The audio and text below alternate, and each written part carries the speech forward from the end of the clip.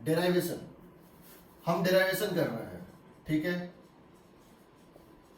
हम इसके डेराइवेशंस कर रहे हैं और फिर इसको हम कंक्लूड करेंगे क्योंकि सारे क्वेश्चन इसी से आते हैं, न्यूमेरिकल जो होते हैं, ठीक है।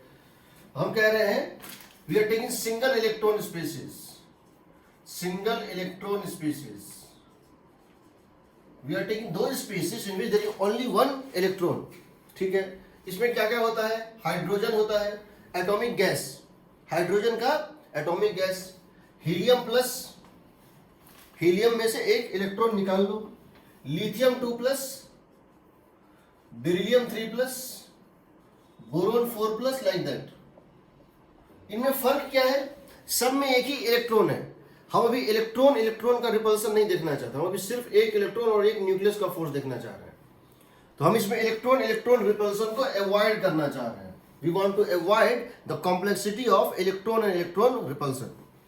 यहां पे ये एटॉमिक नंबर होता है Z, इसकी 1 होती है, इसके न्यूक्लियस में 1 प्रोटॉन होता है, इसके न्यूक्लियस में 2 प्रोटॉन होता है, इसके में 3 प्रोटॉन होता है, 4, 5 इस तरह से होता है। तो ये हो गया इसका ये चीज। अब मान लो ऐसा एक स्पीसीज है, कोई एक स्पीसीज है और उसका ये न्यूक्लियस है जिसपे चार्ज कितना है Ze, उस पे चार्ज कितना है Ze, ये क्या है, न्यूक्लियस है। इस न्यूक्लियस के ऊपर चार्ज है प्लस Ze, इसके ऊपर चार्ज है प्लस Ze, ठीक है, ये इसके ऊपर न्यूक्लियर चार्ज है, ये इसके ऊपर न्यूक्लियर चार्ज है प्लस Ze। अब इसके तरफ बहुत सारे ऑर्बिट हैं, इसके चारों तरफ बहुत सारे ऑर्बिट्स हैं, इसके चारों तरफ बहुत सारे ऑर्बिट्स हैं, orbit number 1, orbit number 2, orbit number 3। मान लो किसी nth ऑर्बिट में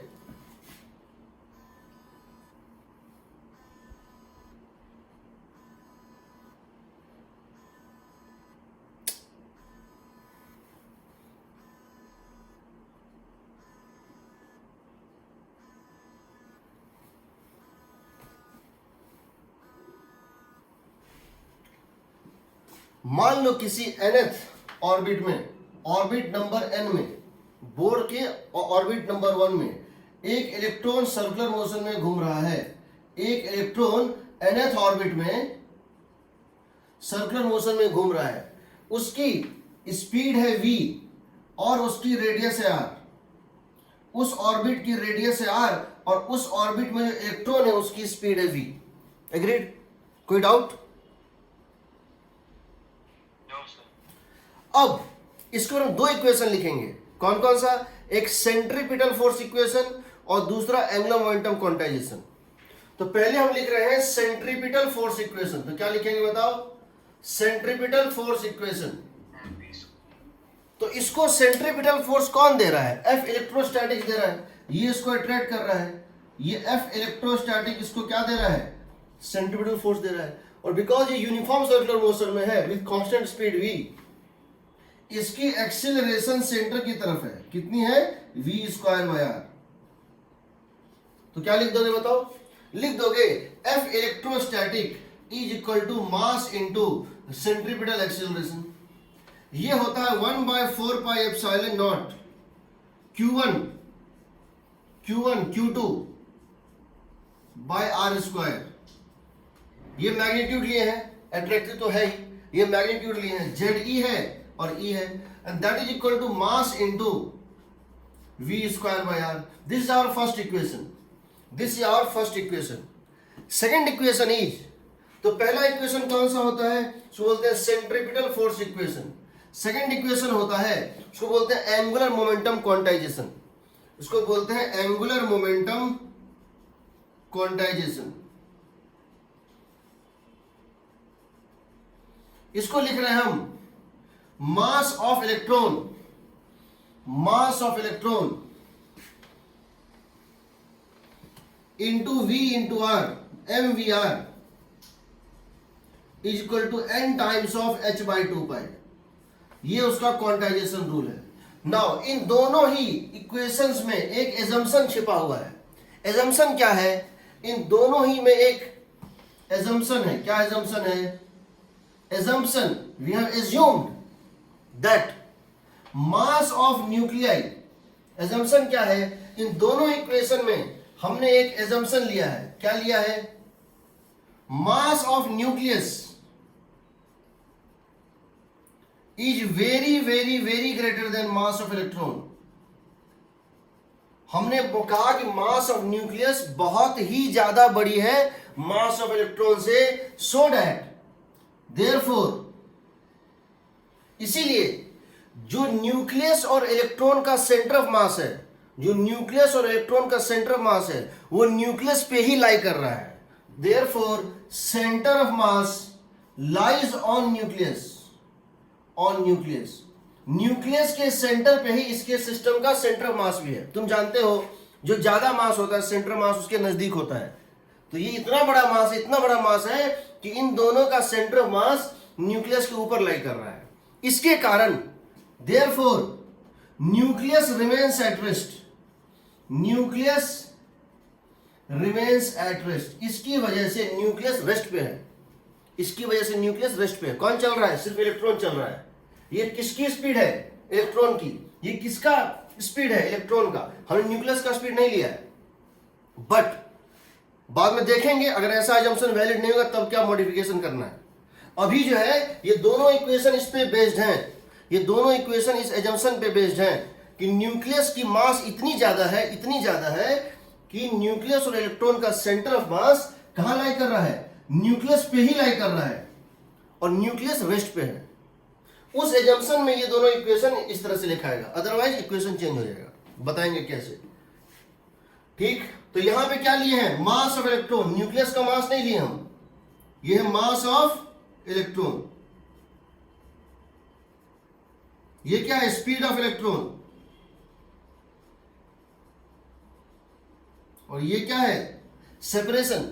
चूंकि सेंटर न्यूक्लियस पे ही लाई कर रहा है, चूंकि इसका सेंटर ऑफ मास न्यूक्लियस पे ही लाई कर रहा है, इसीलिए जो इनके बीच की दूरी है, जो न्यूक्लियस और इसके बीच की दूरी है, वही इस इलेक्ट्रॉन के सर्किल का रेडियस भी है। यहां तक में कोई डाउट किसी को?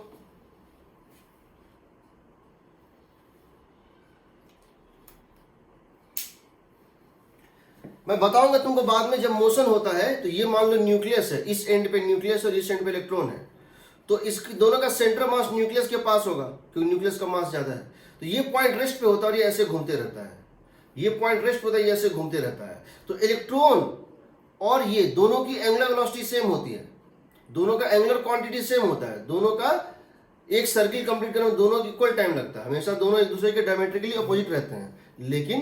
लेकिन जिसकी मास ज्यादा होती है उसकी स्पीड कम होती है। एक्चुअली में मोशन इस टाइप से होता है, किस टाइप से, एक्चुअली में मोशन इस टाइप से होता है, बता रहा हूं। So motion takes place like this, ये होता है न्यूक्लियस और ये होता है इलेक्ट्रॉन, ये होता है न्यूक्लियस, ये होता है इलेक्ट्रॉन, ठीक है। और होता क्या है, इन दोनों का सेंटर मास कहीं यहां होता है, कहां होता है, न्यूक्लियस के पास होता है। ये सेंटर ऑफ मास एक फिक्स पॉइंट होता है, ये सेंटर ऑफ मास एक फिक्स पॉइंट होता है, और इसके अबाउट दोनों सर्कुलर मोशन में घूमते रहते हैं, दोनों की ओमेगा सेम होती है लेकिन दोनों का रेडियस अलग अलग होता है। ये जो सेंटर ऑफ मास है वो इसके सर्कुलर मोशन, वो इसके सर्कुलर मोशन और इसके सर्कुलर मोशन का कॉमन सेंटर होता है, याद रखना। यानी ये जो इलेक्ट्रॉन है वो किस रेडियस पे चल रहा है, r1 रेडियस पे, और ये न्यूक्लियस की रेडियस कितनी है, r2, जिस m1 r1 equal to m2 r2, m1 r1 equal to m2 r2। जिसकी मास ज्यादा होती है उसकी रेडियस छोटी होती है, जिसका मास कम होता है उसका रेडियस ज्यादा होता है। ये कॉमन सेंटर होता है, ये कॉमन सेंटर होता है, ठीक। उसी तरह से इसकी स्पीड होती है v1, इसकी स्पीड होती है v2, m1 v1 equal to m2 v2 होता है। जिसकी मास ज्यादा होता है इसकी स्पीड कम होती है।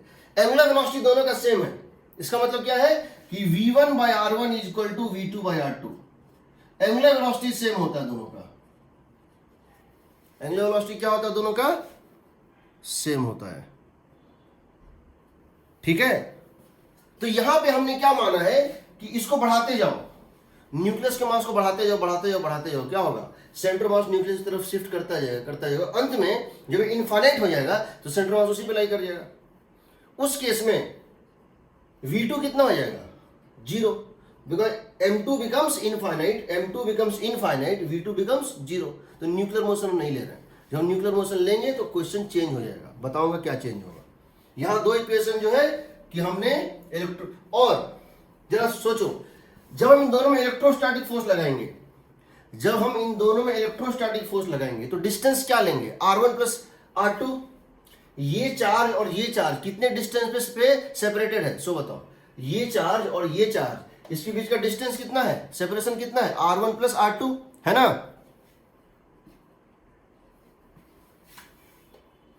है कि नहीं।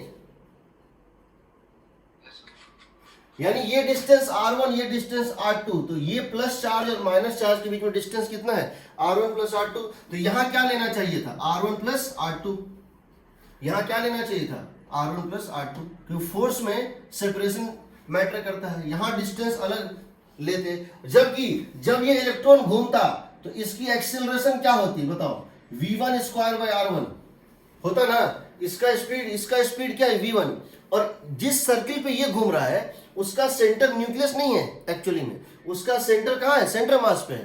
तो ये डिस्टेंस लेते हैं ना R1, तो यहां क्या डालते हैं, V1 square by R1। But हमने क्या किया, हमने जो डिस्टेंस सेपरेशन में लिया, जो डिस्टेंस सेपरेशन में लिया वही डिस्टेंस सेंट्रीपिटल फोर्स एक्सेलरेशन में भी लिया है ना। तो गलत आएगा, गलत तो है ही, गलत तो है ही। बताऊंगा क्या गलत है और कितना गलत है, कितना परसेंट एरर आता है और क्यों आता है। ठीक, अभी तुम ये मान लो कि हम ये मान के चल रहे हैं पूरी एनालिसिस में, हम बाद में उसको बताएंगे कैसे करेंगे, क्योंकि तुमको सेंटर मास पढ़ाए नहीं, सी फ्रेम तुम जानते नहीं हो। ये जो इक्वेशन है, ये दोनों इक्वेशन तभी वैलिड है जब सेंट्रल मास इनफाइनाइट होगी कंपेयर टू इलेक्ट्रॉन के मास के, न्यूक्लियस की मास इनफाइनाइट होगी। अगर कंपेरेबल मास होगा तो ये नहीं लगेगा। बताऊंगा क्या होगा, ये तुम केमिस्ट्री पढ़े हो नहीं ये सब। अब हम इन दोनों को सॉल्व कर रहे हैं। अभी हम सब जगह ये मान के चल रहे हैं, एजम्पशन क्या हमारा, कि मास of nucleus is so large that centre of mass lies on the nucleus and nucleus remains at rest, only electron is moving, ठीक है। अब इन दोनों को सॉल्व करते हैं। तो पहला इक्वेशन हो गया सेंट्रीपिटल फोर्स का, और दूसरा हो गया एंगुलर मोमेंटम क्वांटाइजेशन का। अब दोनों को सॉल्व कर लेते हैं तो देखो क्या आएगा, मिटा इसको,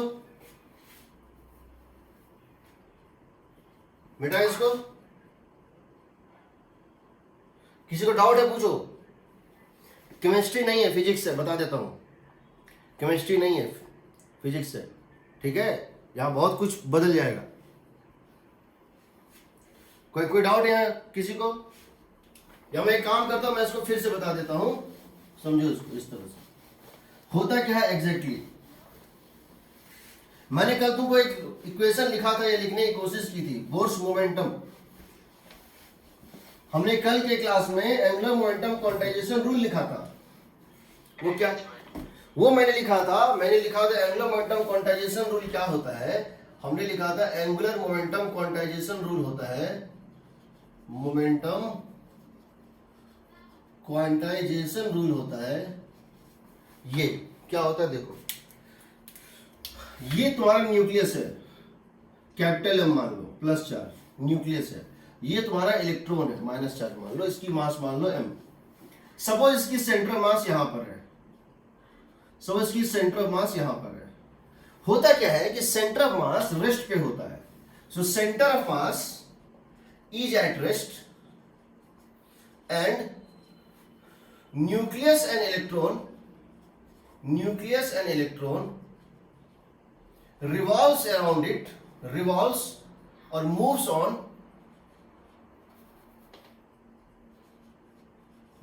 on circular path with center of mass as their common center,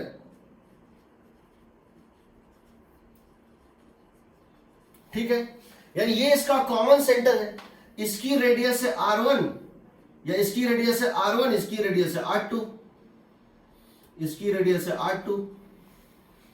तो ये इसका सेंटर यहां से यहां तक है, सेंटर ये है, इसको सेंटर मान के रेडियस R1 के ऑर्बिट पे ये घूमेगा, समझ रहे हो ना। उसी तरह से इस सेंटर के अबाउट ये घूमेगा। इसका मतलब क्या हुआ कि दोनों हमेशा एक दूसरे को क्या होगा, डायमेट्रिकल ऑपोजिट रहेगा। इसका मतलब जितने देर में ये एक सर्किल कंप्लीट करेगा उतनी देर में ये कंप्लीट करेगा। दोनों का ओमेगा सेम होगा, दोनों का ओमेगा दोनों का सेम होगा, ओमेगा दोनों का सेम होता है, लेकिन स्पीड अलग अलग होगा। इसकी स्पीड मान लेते हैं v1 है और इसकी स्पीड मान लेते हैं v2 है। कांस्टेंट स्पीड से ये घूमेगा, v1 से ये घूमेगा v2 से। इसकी रेडियस r1 है, इसकी रेडियस r2 है। तो पहला इक्वेशन होता है m into m1 v1 is equal to m2 v2, ठीक है। दूसरा होता है m1 r1 is equal to m2 r2। जिसकी मास ज्यादा होगी उसकी रेडियस छोटी होती है, जिसकी रेडियस मास ज्यादा उसकी रेडियस छोटी होगी। अब बताओ इस एक्सिस के अबाउट, इस एक्सिस के about, axis passing through centre of मास, इस एक्सिस के अबाउट इसकी एंगुलर मोमेंटम कितनी आएगी? जानते हो एंगुलर मोमेंटम क्या होती है? इसके अबाउट एंगुलर मोमेंटम होगा angular momentum about centre of mass axis, angular momentum about centre of mass axis, that is going to be, इसके अबाउट पहले निकालो moment of inertia into omega, moment of inertia into omega. ये कितना होगा बताओ? m1 r1 square plus m2 r2 square into omega, ये होगा। तुम जानते हो कि r1 की वैल्यू होती है, r1 की वैल्यू होती है m2 by m1 plus m2 times of total distance r। इसकी और इसके बीच का डिस्टेंस कितना है? r है। अगर इसकी और इसके बीच का डिस्टेंस, न्यूक्लियस और इलेक्ट्रॉन के बीच का डिस्टेंस r है, तो सेंटर मास उसको इनवर्स रेशियो में डिवाइड करता है। r2 कितना होगा? m1 bye m1 plus m2 into r होगा। तो यहां डाल दो, ये बताओ यहां से m1, यहां से अगर तुम निकालोगे m1 r1 क्या आएगा बताओ? यहां पे m1, तो तुम यहां से क्या देखोगे? m1 r1 equal to m2 r2, r1 यहां डाल दो, r1 की जगह ये डाल दो, कितना आएगा? m1 m2 by m1 plus m2 into r होगा। और वही वो भी आएगा। तो यहां से क्या करो, यहां से m1 r1 कॉमन निकाल लो, यहां से m2 r2 कॉमन निकाल लो, दोनों इक्वल है, तो कितना आ जाएगा? r1 plus r2। देखो m1 r1 यहां से निकाल लिए, बच गया r1, m2 r2 यहां से निकाल लिए, बच गया r2, तो बच गया। और m1 r1 और m2 r2 वैल्यू कितना था? m1 m2 by m1 plus m2 into r into omega. कितना आ गया बताओ? कितना आ गया? आ गया, ये कितना है? r ना, ये क्या है? Total distance r। ये हो गया रिड्यूस्ड मास, रिड्यूस्ड मास इसको बोलते हैं रिड्यूस्ड मास, r स्क्वायर ओमेगा, इसको क्या बोलते हैं? Reduced mass into r square. यानी कि तुम m1 और m2 दोनों का मास, अगर एक मास इनफाइनाइट नहीं है और एक मास इनफाइनाइट नहीं है, फाइनाइट मास है, कंपेरेबल मासेस है, तो तुम मास ना ये लोगे ना ये लोगे, क्या लोगे? तुम क्या कर रहे हो? तुम इस 2 पार्टिकल सिस्टम को 1 पार्टिकल सिस्टम में कन्वर्ट कर रहे हो। कैसे कर रहे हो? तुम इस 2 पार्टिकल सिस्टम को 1 पार्टिकल सिस्टम में कन्वर्ट कर रहे हो। तुम इसको मान रहे हो रेस्ट पे, यहां तो दोनों मूव कर रहा था ना, v1 और v2 दोनों। हम क्या कर रहे हैं? एक को मान लेते हैं रेस्ट पे, इसको मान लिया रेस्ट पे, तो इसकी मास कितनी कर देंगे बताओ? m into M by M plus M करेंगे ना, समझ रहे हो? हम इसको रेस्ट पे ले आएंगे तो इसकी मास चेंज हो जाएगी, m into M by M plus M, इसको बोलते हैं रिड्यूस्ड मास। तो यहां देखो 1 बाय एम रिड्यूस कितना होगा? रिड्यूस्ड मास किसके इक्वल है बताओ, m1 m2 by m1 plus m2, यानी 1 बाय m रिड्यूस्ड है 1 by m1 plus 1 by m2। Agreed?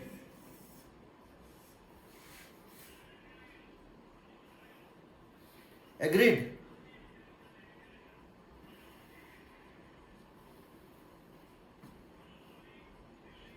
1 by m reduce किसके इक्वल है, 1 by m1 plus 1 by m2।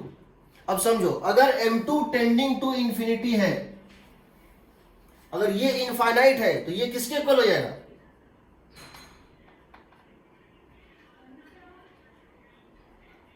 अगर ये इनफाइनाइट है तो ये किसके इक्वल हो जाएगा,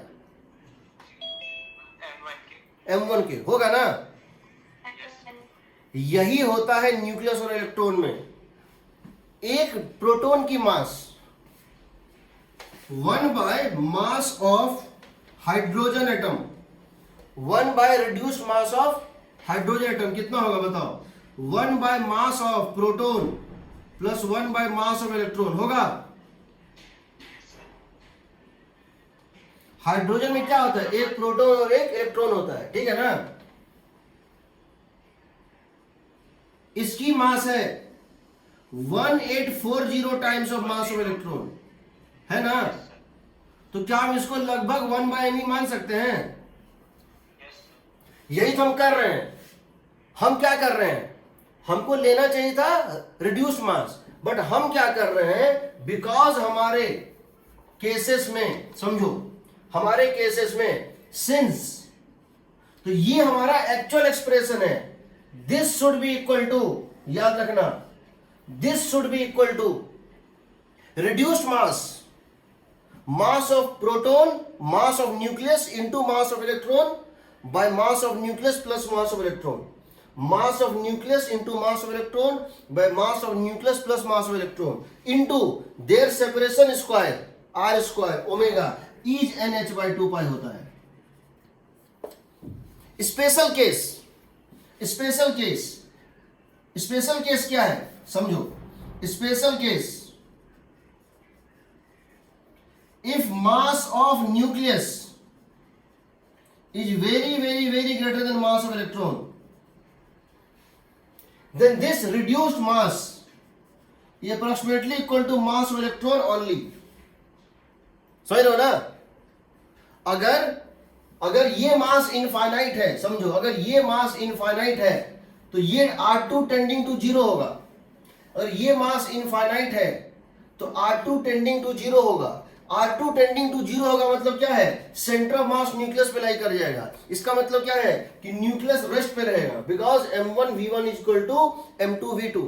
when r tends to 0, v1 by r1 is equal to v2 by r2। when r tends to 0, v tends to 0, वो 0 आ जाता है। समझ रहे हो ना?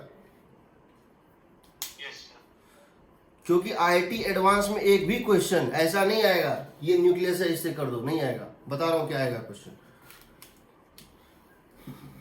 मतलब nh/2 का एक स्पेशल केस। अब यहां तुम देखो, अगर तुमने स्पेशल केस में इसको ले लिया, कौन सा स्पेशल केस है तुम्हारा, समझो तुम्हारा स्पेशल केस ये है, हम स्पेशल केस ले रहे हैं, क्या है, स्पेशल केस ले रहे हैं, mass of nucleus is very very greater than mass of electron. तो उस केस में तुम्हारा क्या क्या आएगा, पहली बात तो ये होगा, ये सेंटर ऑफ मास न्यूक्लियस पे ही लाई कर जाएगा, centre of mass almost lies on the nucleus because ये टेंडिंग टू 0 होगा। दूसरा जो ये रेस्ट पे चलाएगा, ये सिर्फ मूव करेगा, ये रेस्ट पे रहेगा और ये मूव करेगा, इसकी रेडियस होगी r और ये घूम रहा होगा ओमेगा से। तो क्या लिख दोगे, mr² ओमेगा, ये लिखोगे ना, mr² ओमेगा। m क्या है, mass of electron, mass of electron into r² omega, this is equal to nh/2 pi. But तुम जानते हो r इंटू ओमेगा क्या होता है, अगर ये सर्किल का रेडियस है r और ये सर्किल पे घूम रहा है तो इसकी स्पीड क्या होती है, ओमेगा r होती है। तो me into r into omega क्या हो जाएगा, v नहीं हो जाएगा, mvr is equal to nh/2 pi, होगा ना?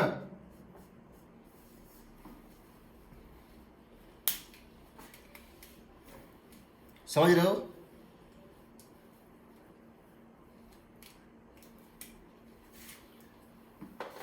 अगर ये रेस्ट पे है तो जो रेडियस है, जो दोनों का सेपरेशन है, समझो, जो दोनों का सेपरेशन है वही इसका रेडियस भी है। ठीक है, तो देखो अब जो हम करना चाह रहे हैं, समझो, हम पहले स्पेशल केस में ले रहे हैं, फिर हम उसको चेंज करेंगे। मतलब सही हर जगह वैलिड। हर जगह वैलिड है। आज तक तुम जितना भी मोशन पढ़े हो, सर्कुलर मोशन, चाहे वो ग्रेविटेशन हो, चाहे इलेक्ट्रोस्टैटिक्स में हो, सब जगह वैलिड है। Centre of mass frame physics का सबसे इंपॉर्टेंट कंसेप्ट होता है, सी फ्रेम बोलते हैं। उसकी चर्चा बहुत कम की जाती है, लेकिन उसके बिना कुछ भी नहीं होता है। सारी चीजों में उसका दखल है, सारी चीजों में वो अप्लाइड होता है। तो देखो हमने क्या कहा था कि मान लेते हमारे पास एक स्पीसीज है, सिंगल इलेक्ट्रॉन स्पीसीज, उसमें एटॉमिक नंबर है उसका जेड, यानी उसके न्यूक्लियस पे कितनी चार्ज है, प्लस जेड।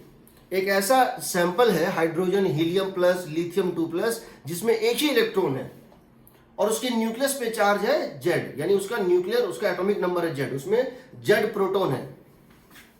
इसके पास बहुत सारे ऑर्बिट हैं, बोर के सुझाए हुए उसके पास बहुत सारे ऑर्बिट्स हैं, बोर के द्वारा बताया हुआ उसके पास बहुत सारा ऑर्बिट है। Orbit number 1, orbit number 2, orbit number 3, like that, 1 2 3, इस तरह से n = 1, n = 2, ये सब ऑर्बिट है। हमने कहा मान लेते हैं कि कोई nth ऑर्बिट है, मान लो इसमें nth ऑर्बिट है, मान लेते हैं इसमें एक nth ऑर्बिट है। उस ऑर्बिट में एक इलेक्ट्रॉन घूम रहा है ऐसे करके, उस ऑर्बिट में एक, क्योंकि सिर्फ एक ही इलेक्ट्रॉन है, इस इंस्टेंट पे वो nth ऑर्बिट में घूम रहा है। उस nth ऑर्बिट में इसकी रेडियस है r, इसकी वेलोसिटी है v। हमको लिखना चाहिए v nth और r nth, बट हम समझ रहे हैं कि nth में की हम बात कर रहे हैं, तो n उसमें बाय डिफॉल्ट है। तो ये एक इलेक्ट्रॉन है जो इसके nth ऑर्बिट में यूनिफॉर्म सर्कुलर मोशन में घूम रहा है।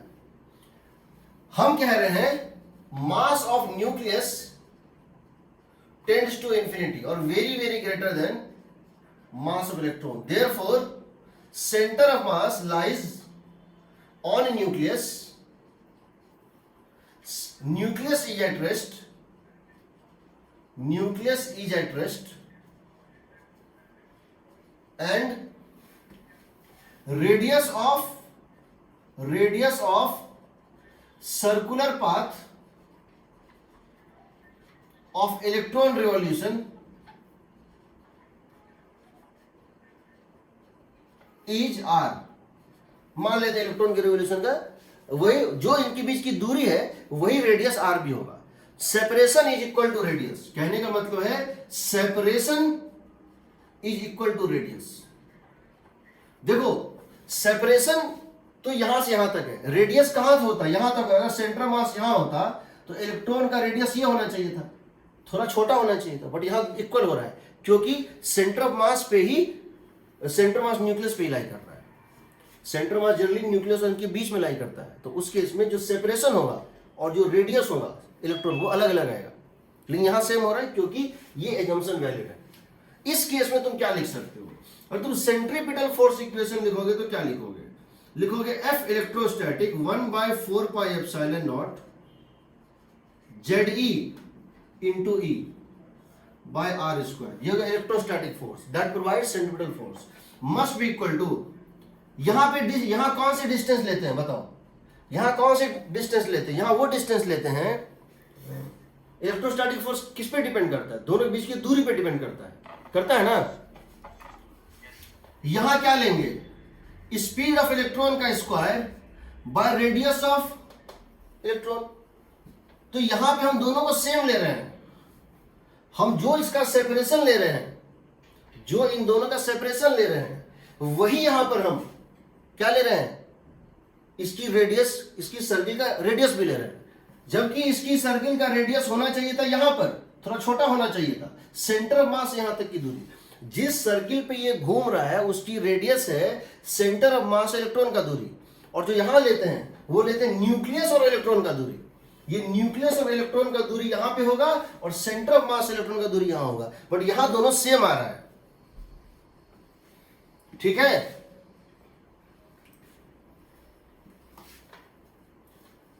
हम दोनों को सेम ले रहे हैं।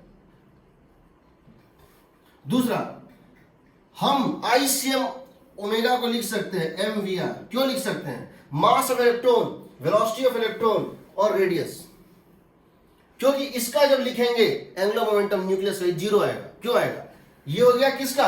ये हो गया किसका एंगुलर मोमेंटम? इलेक्ट्रॉन का। ये इलेक्ट्रॉन का एंगुलर मोमेंटम है। दूसरा पार्ट क्या लिखेंगे? Plus angular momentum of nucleus. कितना आएगा? जीरो, क्योंकि वो रेस्ट पे है, या उसकी रेडियस जीरो है, उसकी वेलोसिटी भी जीरो है, इसीलिए वो रेस्ट पे है। तो यहां क्या हो जाएगा बताओ? n टाइम्स ऑफ h/2 पाई। हम बाद में देखेंगे, तुमसे अगर कोई इनोवेटिव क्वेश्चन पूछेगा बोर्स मॉडल में, इनोवेटिव क्वेश्चन, एकदम नया क्वेश्चन जहां तुमको डिराइव करना होगा, तो तुमको बोलेगा कि अगर ये सेंट्रिफ्यूगल फोर्स बदल देगा, एक साइकिल वाला आ रहा है और एक रोड पे टर्न ले रहा है, a cyclist is coming and taking the turn on a horizontal road, the centrifugal force is provided by frictional force. ठीक, assuming that Bohr's quantization rule is valid, find the ground state speed। यानी कि यहां पे कोई भी force दे सकता है, याद रखना, बाद में जब हम देखेंगे यहां पर कोई भी फोर्स दे सकता है। एक नया क्वेश्चन पूछना होगा तो कहेगा कि मान लो ग्रेविटेशन में जब सन के ओर प्लैनेट घूम रहा है, उसमें अगर बोर्स क्वांटाइजेशन रूल वैलिड है, इसका मतलब ये क्या हो जाएगा? G m1m2/r²। और अगर एक धागे में हम एक पत्थर को बांध दें, एक रस्सी में एक पत्थर को बांध के उसको घुमाएं ऐसे ऐसे, और कहें कि जो टेंशन है वो यहां क्या दे रहा है? सेंट्रिपिटल फोर्स दे रहा है, ग्रेविटी नहीं है। टेंशन में उसको घुमाएं और उसको हम सेंट्रिपिटल फोर्स दे रहे हैं। और तब अगर हम तुमसे पूछें कि बताओ कि अगर बोर्स क्वांटाइजेशन रूल वैलिड है तो मिनिमम टेंशन क्या पॉसिबल है, कुछ भी, तो यहां पे तुम्हारा इक्वेशन बदलेगा, सब कुछ वही रहेगा। यहां इक्वेशन क्या बदलेगा? यहां टेंशन हो सकता है, नॉर्मल हो सकता है, फ्रिक्शन हो सकता है, QVB हो सकता है, इलेक्ट्रोस्टैटिक फोर्स हो सकता है, ग्रेविटेशनल फोर्स हो सकता है, दुनिया का कोई भी फोर्स हो सकता है। इवन ऐसा हो सकता है कि तुमको एक पोटेंशियल एनर्जी दे देगा फंक्शन ऑफ आर, एक पोटेंशियल एनर्जी दे देगा फंक्शन ऑफ आर, और पूछेगा इस पोटेंशियल एनर्जी के पोटेंशियल में ये घूम रहा है तो फोर्स कितना होता है? -du/dr। फोर्स क्या होता है? -du/dr होता है ना।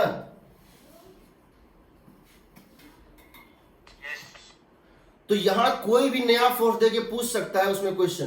तो अगर कोई इनोवेटिव क्वेश्चन क्रिएट करना होगा तो याद रखना सेंट्रल फोर्स में यहीं पे चेंज होगा। यहां बात का डेरिवेशन सेम है, प्रोसेस समझ लो।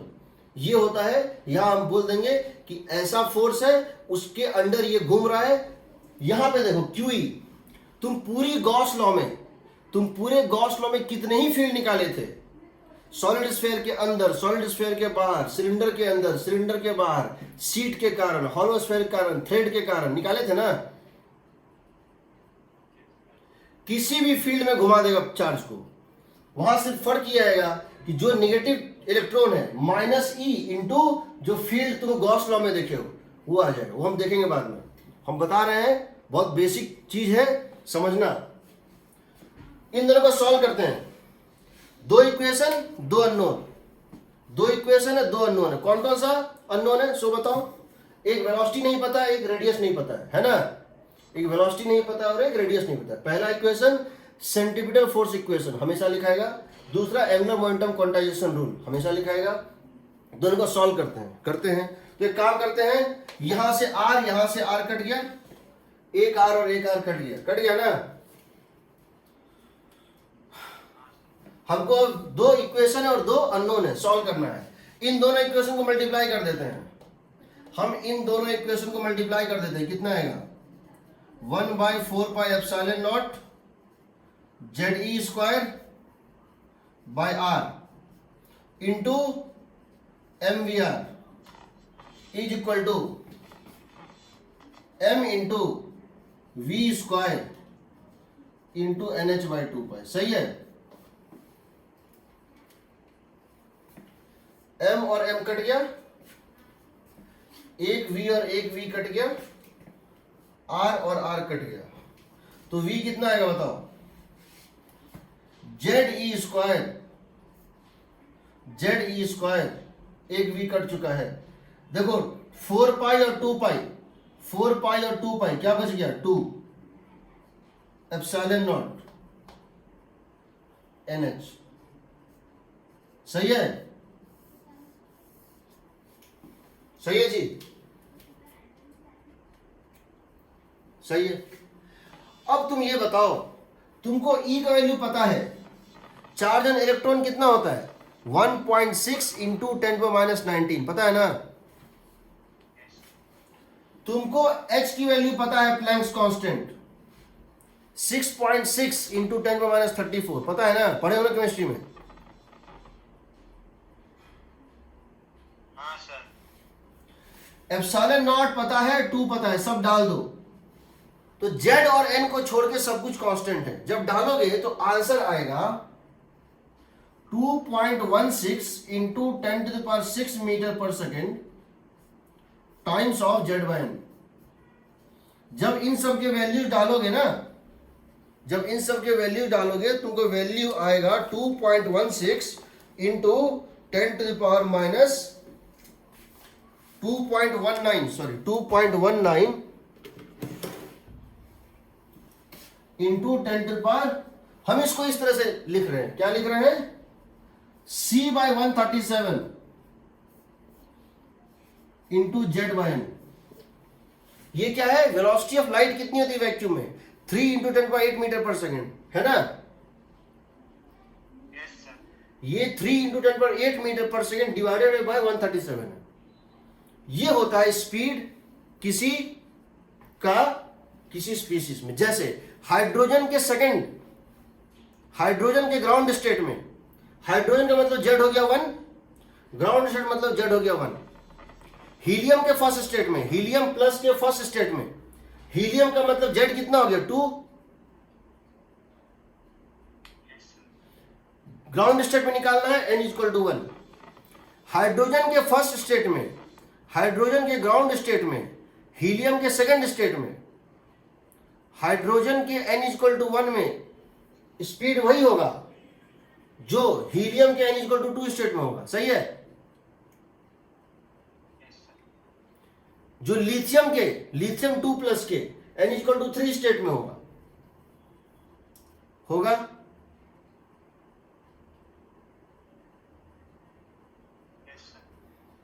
Z और N डालते जाओ, आंसर आ जाएगा। बोर ने कहा, नील बोर ने कहा, क्या हुआ? अगर कोई एलिमेंट जिसका एटॉमिक नंबर 138 है, वही बता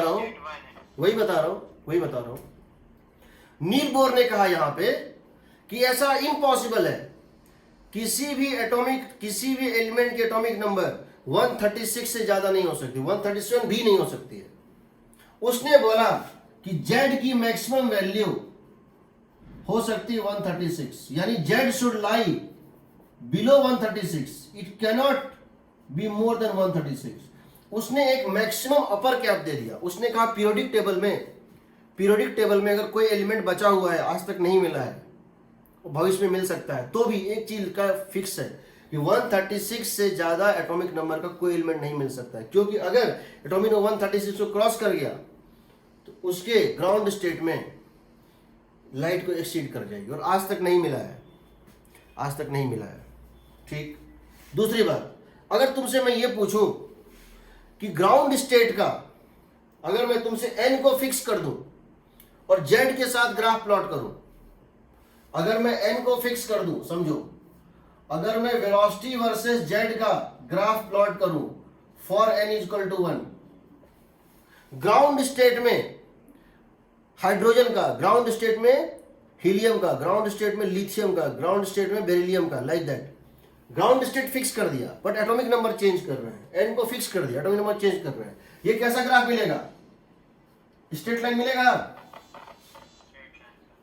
लेकिन अगर मैं Z को फिक्स कर दूं अगर मैं z को फिक्स कर दूं, for z is equal to 1 या 2 या 3, कोई z को फिक्स कर दूं, एलिमेंट को फिक्स कर दूं, और उसमें जब ऑर्बिट नंबर बढ़ाऊंगा तो आएगा rectangular hyperbola. Yes sir. v into N is constant आएगा ना।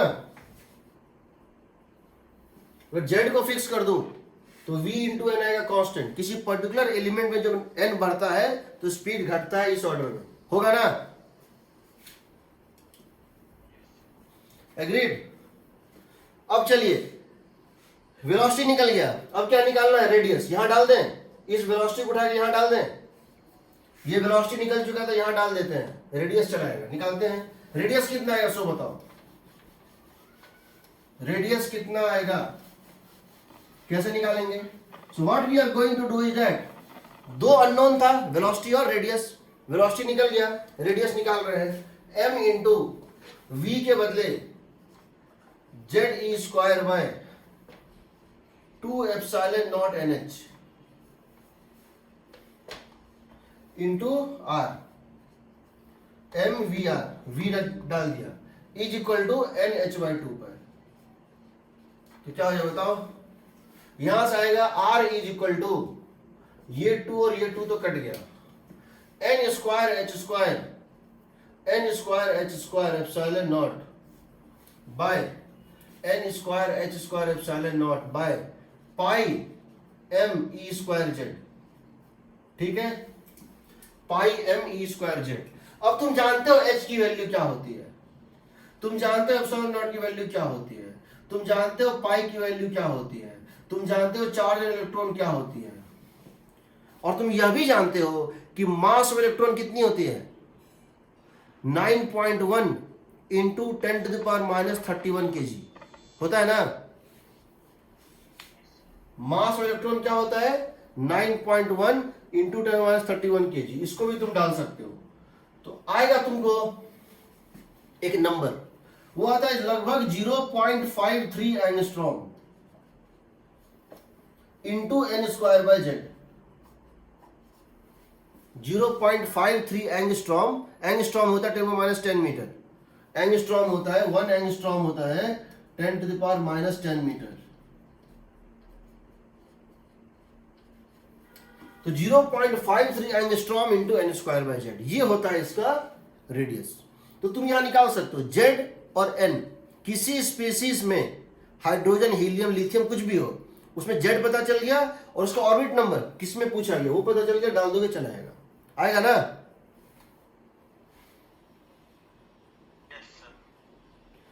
तो यहां तुम क्या देख रहे हो कि z की वैल्यू अगर 1 लें और n की वैल्यू अगर 1 लें,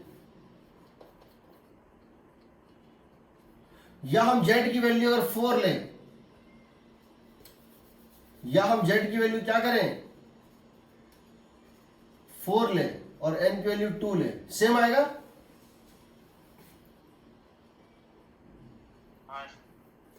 हाइड्रोजन के ग्राउंड स्टेट में रेडियस वही होगा जो hydrogen, helium, lithium, beryllium, beryllium 3+ के, बेरिलियम 3+ के 2 स्टेट में होता है। ठीक, दूसरी बात, अगर हम यहां n को फिक्स कर दें, और हम n इक्वल टू 1 फिक्स कर दें और एटॉमिक नंबर के साथ ग्राफ प्लॉट करेंगे रेडियस का, ग्राउंड स्टेट का रेडियस निकाल रहे हैं, ग्राउंड स्टेट का निकाल रहे हैं, हाइड्रोजन के लिए, हीलियम के लिए, लिथियम के लिए, इस तरह से, तो आएगा रेक्टेंगुलर हाइपरबोला आएगा ना। जब n फिक्स तो r into Z is constant.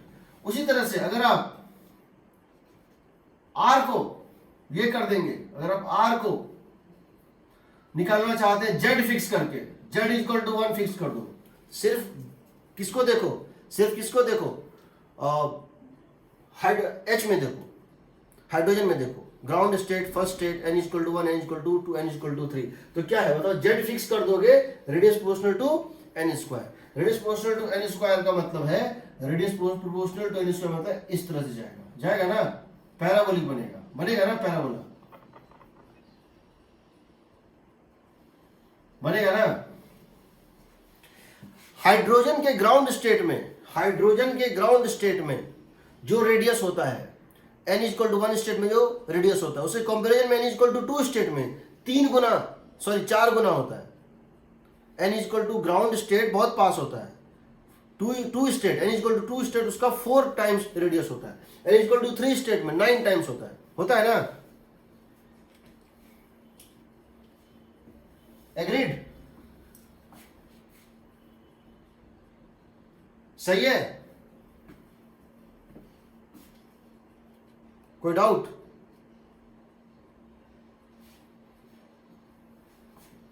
कोई डाउट?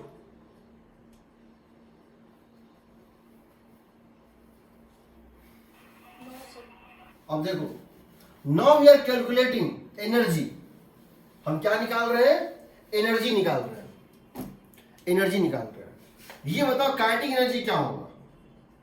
वैसे तो काइनेटिक एनर्जी में क्या करना चाहिए था? हमको इलेक्ट्रॉन और न्यूक्लियस दोनों का लेना था। वैसे तो वो क्या करना चाहिए था? इलेक्ट्रॉन और न्यूक्लियस दोनों घूमता, बट यहां पे क्या हो रहा है? न्यूक्लियस रेस्ट पे है, सिर्फ इलेक्ट्रॉन घूम रहा है। तो इलेक्ट्रॉन का काइनेटिक एनर्जी क्या हो जाएगा बताओ? Half mv², m is the mass of electron, half m, v यहां से उठा के डाल दो, कितना आएगा बताओ? z² e to the power 4 by 4 epsilon naught square n² h²। सही है?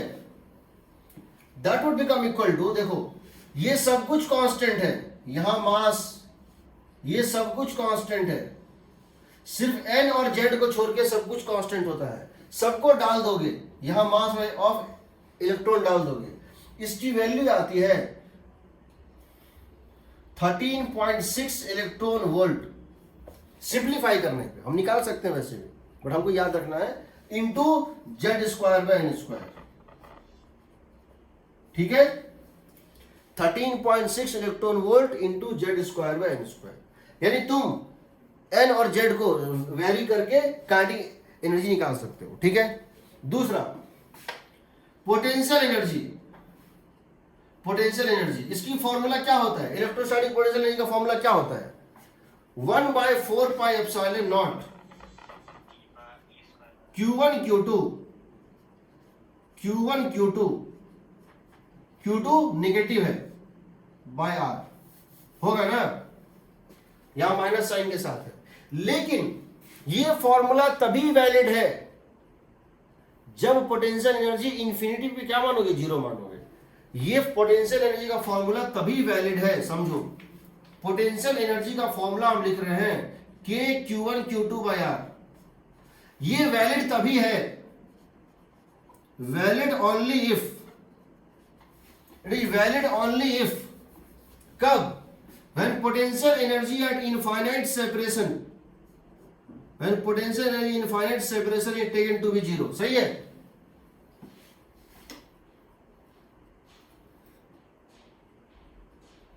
क्योंकि हमने क्या बताया था तुमको? पोटेंशियल का डिफरेंस डिफाइंड होता है, पोटेंशियल एनर्जी का अंतर डिफाइंड होता है। U2 minus U1, U2 minus U1 is K Q1 Q2 by R2 minus K Q1 Q2 by R1। ये हुआ था डिराइव। फिर हमने माना था लेट R1 पोटेंशियल एनर्जी 0 है तो यहां इतना होता है, माना था ना?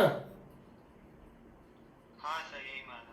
हमने क्या कहा था तुमको कि तुम्हारा यहां और यहां हमारा पोटेंशियल एनर्जी डिफाइंड है कि यहां के कंपैरिजन में ये 10 जूल ज्यादा है। मान लो कभी 2 पॉइंट पे पोटेंशियल एनर्जी डिफाइंड है, इसके कंपैरिजन में 10 जूल ज्यादा है, तो ये 0 होगा तो ये क्या हो जाएगा? 10। ये 20 होगा तो ये कितना होगा? 30। ये होगा 0 तो ये कितना हो जाएगा? -10। सब फिक्स है। तुम यहां पे 0 मान लो, तुम यहां 0 मान लो तो ये -10 बन जाएगा। तो इससे ये 10 ज्यादा है, इससे ये 10 ज्यादा है। तुम यहां पे कोई नंबर जोड़ दो, कोई भी नंबर, मान लो तुम यहां 5 जूल कर दिए, या तुम यहां पे इसको 0 को क्या बना दिए? 20 जूल, तो यहां भी वही नंबर जोड़ दोगे तो ये कितना बन जाएगा बताओ? 10 जूल बच जाएगा ना? तुम सेम नंबर कहीं भी जोड़ सकते हो, पोटेंशियल एनर्जी का डिफरेंस डिफाइंड होता है। एब्सोल्यूट वैल्यू हम मेरे ऊपर डिपेंड करता है कहां 0 मान रहे हैं। तो हमने यहां पर क्या किया था? पोटेंशियल एनर्जी को 0 माना था इनफाइनाइट पे, इसलिए इतना सिंपल फॉर्मूला था।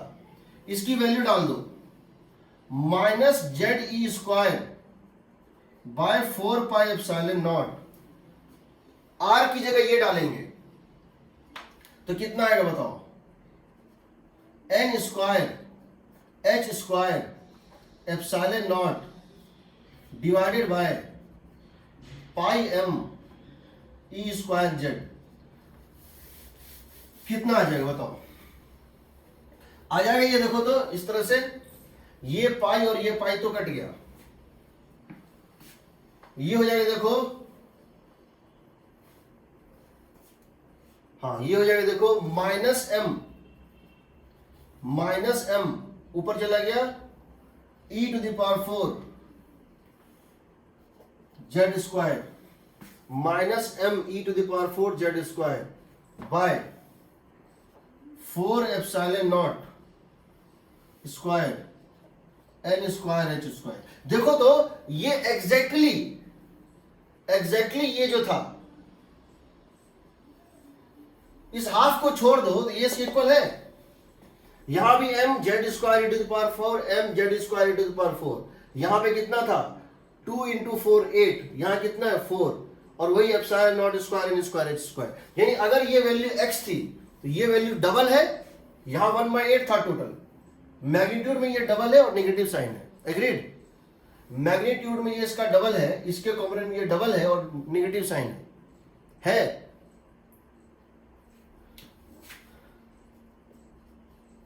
इसका डबल कितना हो जाएगा, -27.2 electron volt into Z square by N square. इसका मतलब हो गया कि अगर काइनेटिक एनर्जी x है तो पोटेंशियल एनर्जी -2x है, -2x। इसीलिए टोटल एनर्जी होगी, दोनों को जोड़ दो, potential energy plus kinetic energy, ये आ जाएगा। जब दोनों को जोड़ोगे तो आएगा -13.6 electron volt into Z square by N square. एक टोटल एनर्जी क्या आ रही है, नेगेटिव आ रही है।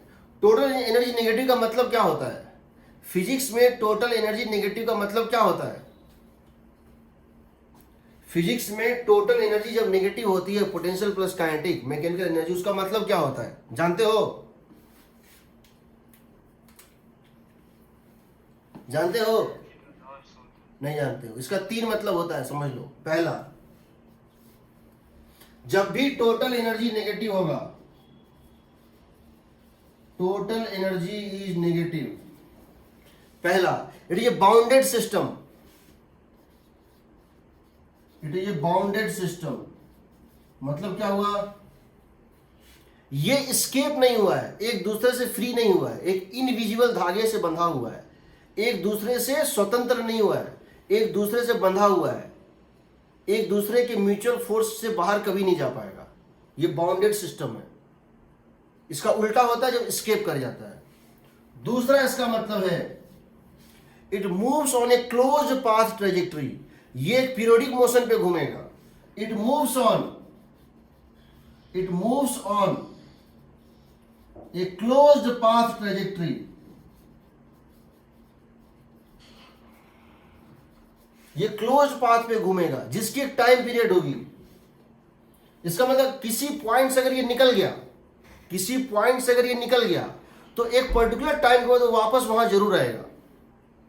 किसी पॉइंट से अगर वो पास कर गया तो एक पर्टिकुलर टाइम के बाद वो वापस वहां जरूर आएगा, चाहे वो ये क्लोज पाथ ट्रेजेक्टरी होता है and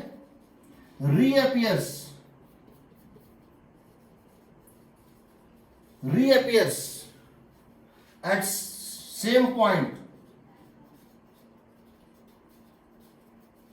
after a definite time period, after a time period. तीसरा इसका मतलब होता है, इस टाइप का पाथ 3 ही पाथ होता है, इसमें 3 ही पाथ पॉसिबल है। कौन कौन सा, स्ट्रेट लाइन, जब भी किसी चीज का टोटल मैकेनिकल एनर्जी नेगेटिव होता है वो या तो स्ट्रेट लाइन पे चलता है, या तो सर्कुलर पे चलता है, या एलिप्टिकल पे चलता है। अगर उसकी टोटल एनर्जी 0 होती है, 0, तो पैराबोला पे चलता है। और अगर वो टोटल एनर्जी पॉजिटिव होती है, वो हाइपरबोला पे चलता है। ठीक है। तीसरा, अगर आप इस सिस्टम को ब्रेक करना चाहते हैं तो आपको कितना एनर्जी खर्च करना पड़ेगा? इसको जीरो बनाना पड़ेगा। The amount of energy needed to make this energy zero is called इस बाइंडिंग एनर्जी और ionization energy. Binding energy that is equal to ionization energy. Binding energy या आयोनाइजेशन एनर्जी होता है निगेटिव ऑफ टोटल एनर्जी। यानी अगर किसी system की total energy -10 joule है तो उसकी बाइंडिंग एनर्जी कहलाएगी 10 joule. 10 joule of energy is required to break the particle and take it to infinity at rest. ठीक, ये इसका मतलब होता है। तो आपने ये टोटल एनर्जी भी देखा, ये होता है -13.6 volt into Z square by N square. ये सब केमिस्ट्री में पढ़ेगा, ये केमिस्ट्री में ही पढ़ेगा। ठीक, चलो अब मैं इसको टेबल एक बना रहा हूँ। अब मैं टेबल बना रहा हूँ, इसको तुमको याद, क्या चीज? हाँ, वो एक बार बताना कि टोटल एनर्जी पॉजिटिव, नेगेटिव और जीरो तो कौन कौन से पाथ होंगे? मैं लिख देता हूँ, बाकी तुमको ये ग्रेविटेशन पढ़ाएंगे तब पढ़ाएंगे, नहीं तो ये टॉपिक खत्म नहीं हो पाएगा। लिख बस दीजिए। देखो, अगर टोटल एनर्जी नेगेटिव है तो 3 पाथ पॉसिबल है। स्ट्रेट लाइन, स्ट्रेट लाइन तो हमेशा पॉसिबल होता है, ड्रॉप कर दो तो, रिस्ट पे से छोड़ दो तो स्ट्रेट लाइन होता है। ठीक है, इलिप्टिकल या सर्कुलर। ठीक है, दिख रहा है ना? अगर टोटल एनर्जी पॉजिटिव है तो स्ट्रेट लाइन, स्ट्रेट लाइन का मतलब है नॉन पीरियोडिक। जैसे एक बॉल को लो, एक बॉल को लो और एस्केप वेलोसिटी के से कम स्पीड दो, एस्केप वेलोसिटी कम स्पीड दो धरती पे से, तो अगर स्ट्रेट फेंकोगे तो ऊपर जाएगा, रुकेगा, फिर नीचे आएगा। स्ट्रेट लाइन हुआ। Yes sir. और किसी एंगल पे फेंकोगे 90 डिग्री का अलावा तो इलिप्स पे जाएगा, और 90 डिग्री पे फेंकोगे तो डिपेंड करता है वेलोसिटी पे, इलिप्स भी जा सकता है और सर्कुलर भी जा सकता है। उसी तरह से स्पीड इक्वल टू, इसको कर दो 0। स्पीड किसके इक्वल दे दो? इसके वेलोसिटी के जस्ट इक्वल दे दो और ऊपर दे दो, तो क्या होगा? ऊपर जाएगा और इंफिनिटी जाएगा, रुक जाएगा। तो उसका मोशन क्या होगा? स्ट्रेट लाइन होगा, क्योंकि तुमने रेडियल डायरेक्शन में थ्रो किया था, स्ट्रेट लाइन होगा। या फिर अगर किसी एंगल पे फेंकोगे equal to escape speed, escape speed के इक्वल दोगे तो इसका ये होता है पैराबोला शेप होता है, पैराबोलिक। अगर टोटल एनर्जी पॉजिटिव है यानी स्केप स्पीड से ज्यादा दे दोगे तो स्केप तो करेगा ही, स्केप करने के बाद उसके कुछ स्पीड बच जाएगा, पूरा स्पीड खर्च नहीं हो पाएगा। अगर स्केप स्पीड से ज्यादा दोगे तो स्केप स्पीड में जितना खर्च निकलने के लिए चाहिए वो तो उसको मिला ही, उससे थोड़ा ज्यादा मिल गया ना, तो स्केप कर जाएगा तो भी उसके कुछ स्पीड बच जाएगा। तो यहाँ 2 चीजें हो सकती है। अगर तुम उसको रेडियल फेंके हो, धरती के रेडियल फेंके हो, तो वो स्ट्रेट लाइन पे जाएगा और फाइनली स्केप करने के बाद स्ट्रेट लाइन पे चलते रहेगा। लेकिन अगर तुम उसको एंगल पे फेंके हो तो उसका शेप होगा हाइपरबोला, स्ट्रेट लाइन या हाइपरबोला, हाइपरबोला। ठीक है, इसको बताऊंगा बाद में। तो अब समझिए उस बात को। अब एक टेबल बना रहे हैं।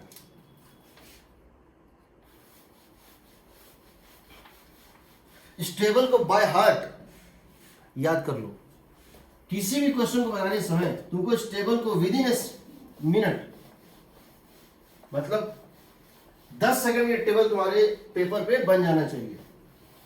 10 सेकंड में ये टेबल तुम्हारे पेपर पे बन जाना चाहिए किसी क्वेश्चन को बताने के लिए।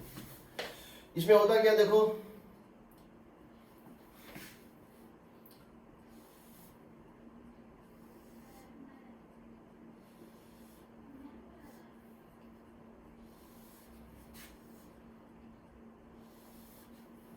ये हो गया रेडियस, ये R A V E, क्या है? R A V, याद रहेगा। R का मतलब है रेडियस, ए का मतलब है एंगुलर मोमेंटम, जिसको हम एल से डिनोट करते हैं। वी का मतलब होता है स्पीड, वेलोसिटी है स्पीड, वेलोसिटी। ई का मतलब है एनर्जी। यहां मैं एक स्टार मार्क दे रहा हूं, बी अलर्ट, मतलब be alert of negative sign, be alert of negative sign. इसकी बेस वैल्यू जो प्रोपोर्शनैलिटी कांस्टेंट होती है इसकी, ये होती है proportionality constant 0.53 angstrom. Ground state में, हाइड्रोजन के ग्राउंड स्टेट में इसकी वैल्यू होती है 0.53 एंगस्ट्रॉम। इसकी वैल्यू होती है h/2π। कितनी होती है? Planck's constant by 2π।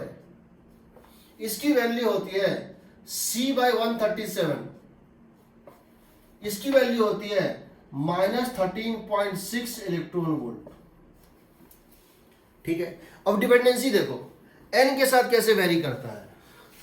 n square, n 1/n, 1/n square, n square, n 1/n, 1/n square. That is radius is proportional to n square, radius is angular momentum proportional to n, velocity proportional to 1/n, energy proportional to 1/n square। दूसरा z के साथ 1/z, z to the power 0 मतलब क्या हुआ? Independent of z। z to the power 0 का मतलब independent of z। 1/z, z not, z and z square, 1/z, z to the power 0, z and z square। इसका अगर तुम फॉर्मूले की बात करो तो radius is equal to proportionality constant 0.53 angstrom into n square by z। Angular momentum is h/2π proportionality constant into n into 1, यानी nh/2π। Velocity is c/137 into z by n। Energy is -13.6 electron volt into z square by n square. इसमें और भी हम table add कर सकते हैं। तीसरा मैं एक और टेबल दे रहा हूं, बट मैं यहां रेड कलर से दे रहा हूं। क्यों दे रहा हूं बता रहा हूं तुमको। ये मैं एक और टेबल यहां ऐड कर रहा हूं, कॉलम रो 1/m, m0, और m। अब समझो, ये टेबल बहुत इंपॉर्टेंट है तुम्हारे लिए, बहुत ही ज्यादा इंपॉर्टेंट है। इसी टेबल से तुम्हारा क्वेश्चन सब बनेगा मैक्सिमम। ठीक है, तुम इसको याद रखना है। पहली बात तो तुम इसे फॉर्मूला, ये जो m तुमको दिख रहा है, ये बेसिकली जब तुम इस एक्सप्रेशन को निकाले थे 0.53 या रेडियस या जो भी, उसमें तुम्हारा मास और इलेक्ट्रॉन भी आया था कहीं ना कहीं, कहीं न्यूमरेटर में था, कहीं डिनोमिनेटर में था, बट था। जब तुम इसको निकाले थे तो तुम्हारा कहीं ना कहीं तुम्हारा मास जो है, तुम्हारा जो है कहीं ना कहीं तुम्हारा जो मास और इलेक्ट्रॉन आया था। इस एक्सप्रेशन में मास और इलेक्ट्रॉन नहीं आया था, एंगुलर मोमेंटम मास और इलेक्ट्रॉन नहीं था, वेलोसिटी में भी मास और इलेक्ट्रॉन नहीं था, लेकिन रेडियस में मास ऑफ इलेक्ट्रॉन डिनोमिनेटर में था। रेडियस के एक्सप्रेशन में मास ऑफ इलेक्ट्रॉन डिनोमिनेटर में था और एनर्जी के एक्सप्रेशन में मास ऑफ इलेक्ट्रॉन न्यूमरेटर में था। तुमने उस मास को लिया था कितना? 9.1 इंटू 10⁻31 kg। इसमें जब तुमने उसको 9.1 इंटू 10⁻31 kg लिया था, तब तुमको ये वैल्यू आया था -13.6 इलेक्ट्रॉन वोल्ट, और तब तुमको ये वैल्यू आया था 0.53 इलेक्ट्रॉन वोल्ट। यानी अगर मैं ऐसा करूं, अगर मैं तुमसे एक क्वेश्चन पूछूं जिसमें मैं इलेक्ट्रॉन को निकाल के एक दूसरा पार्टिकल डाल दूं, मैं अगर तुमसे एक ऐसा क्वेश्चन पूछूं जिसमें कि मैं मास ऑफ इलेक्ट्रॉन, मैं इलेक्ट्रॉन को निकाल के और एक दूसरा पार्टिकल डाल दूं जिसकी मास इलेक्ट्रॉन के मास के डबल है, उस पार्टिकल की, उस नए पार्टिकल की मास जो है वो इलेक्ट्रॉन के मास की डबल है, लेकिन उसका चार्ज वही है, चार्ज ऑन इलेक्ट्रॉन है। आई replace electron, revolving electron by another particle whose charge is same as charge of electron but whose mass is double the mass of electron। तो चूंकि अब तुम यहां पे क्या करोगे, तुम यहां डिनोमिनेटर में क्या डाले थे, तुम यहां डिनोमिनेटर में मास ऑफ इलेक्ट्रॉन डाले थे तब ये आया था। अब तुम उसमें डबल कर रहे हो ना, तो ये हो जाएगा हाफ, हो जाएगा ना।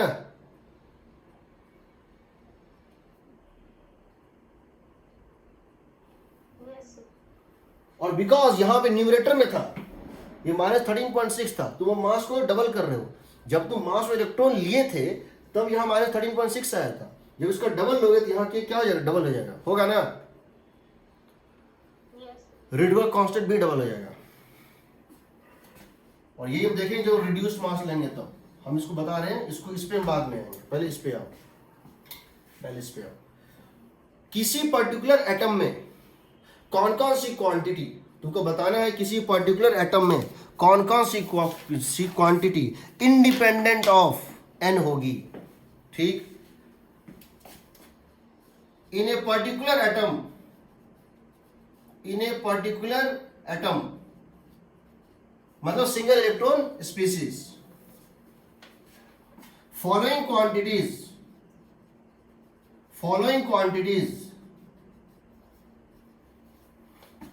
Are same in all orbits. हर ऑर्बिट में सेम आएगा। कौन कौन सा क्वांटिटी है देखो, रेडियस इंटू एनर्जी आएगा, बताओ रेडियस इंटू एनर्जी, क्या है हर ऑर्बिट में सेम आएगा।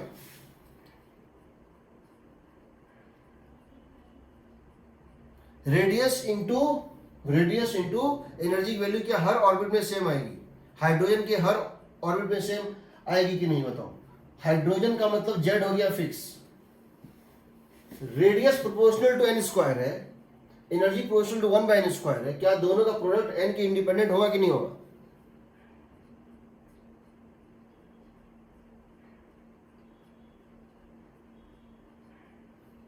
होगा कि नहीं होगा, जल्दी बताओ।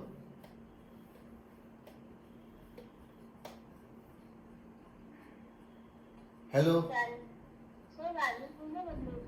क्या होगा?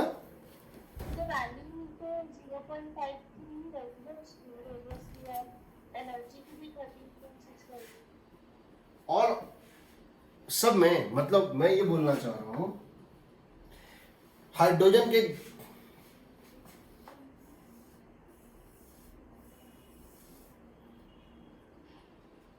ये हाइड्रोजन एटम है, जब इलेक्ट्रॉन इस ऑर्बिट में है और जब इलेक्ट्रॉन इस ऑर्बिट में है, चाहे तो यहां रहेगा चाहे यहां रहेगा, क्या इन दोनों में इलेक्ट्रॉन जब यहां है और जब इलेक्ट्रॉन यहां है, क्या दोनों में रेडियस सेम है? नहीं है ना। क्या दोनों में एनर्जी सेम है? नहीं है ना। क्या दोनों में एनर्जी इंटू रेडियस सेम है? वही तो पूछ रहा हूं, सेम होगा क्योंकि ये n² न्यूमरेटर में और ये n² डिनोमिनेटर में। क्या radius into angular velocity, angular momentum, क्या radius into angular momentum into velocity into energy same होगा? क्या product of radius, angular momentum, velocity, energy every state में हर ऑर्बिट में सेम आएगा? किसी पर्टिकुलर एटम के केस में आएगा। ये और ये कट गया, ये और ये कट गया, ठीक है। क्या radius by angular momentum into velocity same आएगा? क्या radius by angular momentum into velocity same आएगा?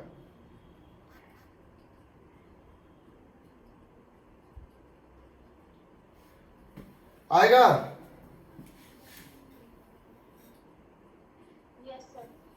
Radius by angular momentum, n बच गया न्यूमरेटर में, n इंटू 1/n खत्म हो गया, ठीक है। ऐसे बहुत सारी चीजें पूछी जाएंगी। दूसरी बात, अगर मैं तुमसे ये पूछूं तो इसमें कौन सा इंडिपेंडेंट आएगा, ये सब पूछता है। दूसरा, अगर मैं ये जानना चाहूं फ्रीक्वेंसी में जानना चाहता हूं, फ्रीक्वेंसी ऑफ रिवॉल्यूशन, ये बताओ इतना टेबल के बाद मैं अगर ये जानना चाहता हूं,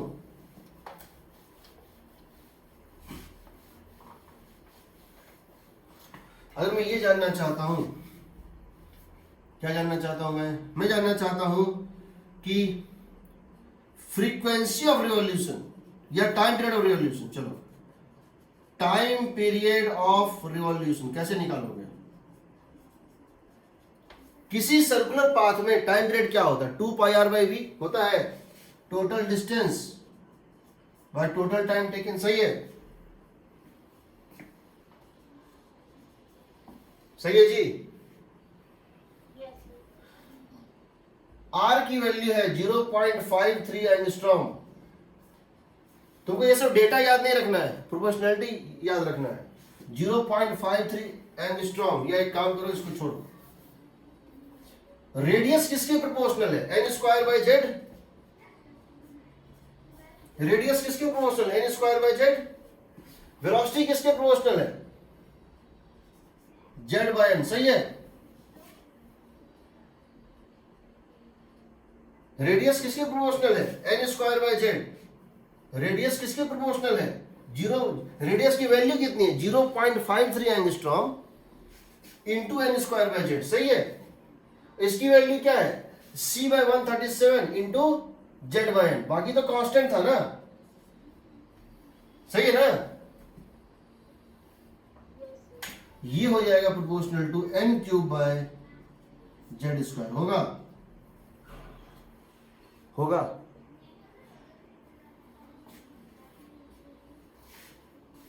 होगा कोई डाउट किसी को?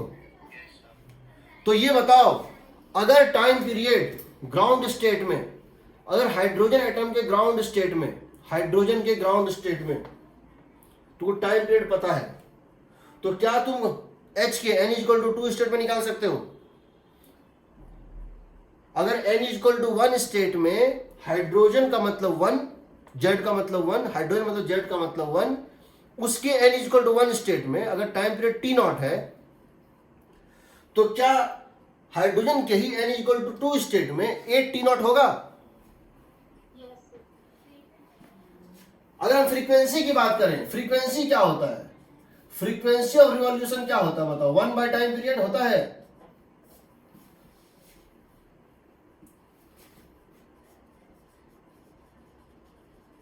फ्रीक्वेंसी होता है 1 बाय टाइम पीरियड जी। तो प्रोपोर्शनल टू क्या होगा? Z square by N cube होगा। तो यहां क्या लिख दोगे? 1 बाय एन क्यूब। यहां क्या लिख दोगे? जेड स्क्वायर लिखोगे। देखो तो फ्रीक्वेंसी प्रोपोर्शनल टू कितने हैं? Z square by N cube, या time period proportional to n cube by Z square. तुमको टाइम पीरियड का रेशियो पूछेगा।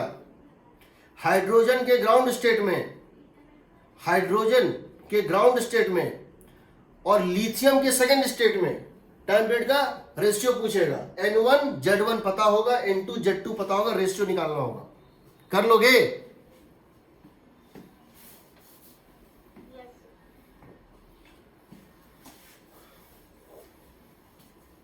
चलो मुझे ये बताओ, एक इलेक्ट्रॉन ऐसे घूम रहा है, एक इलेक्ट्रॉन ऐसे घूम, तो तुम टाइम पीरियड निकाल लिए।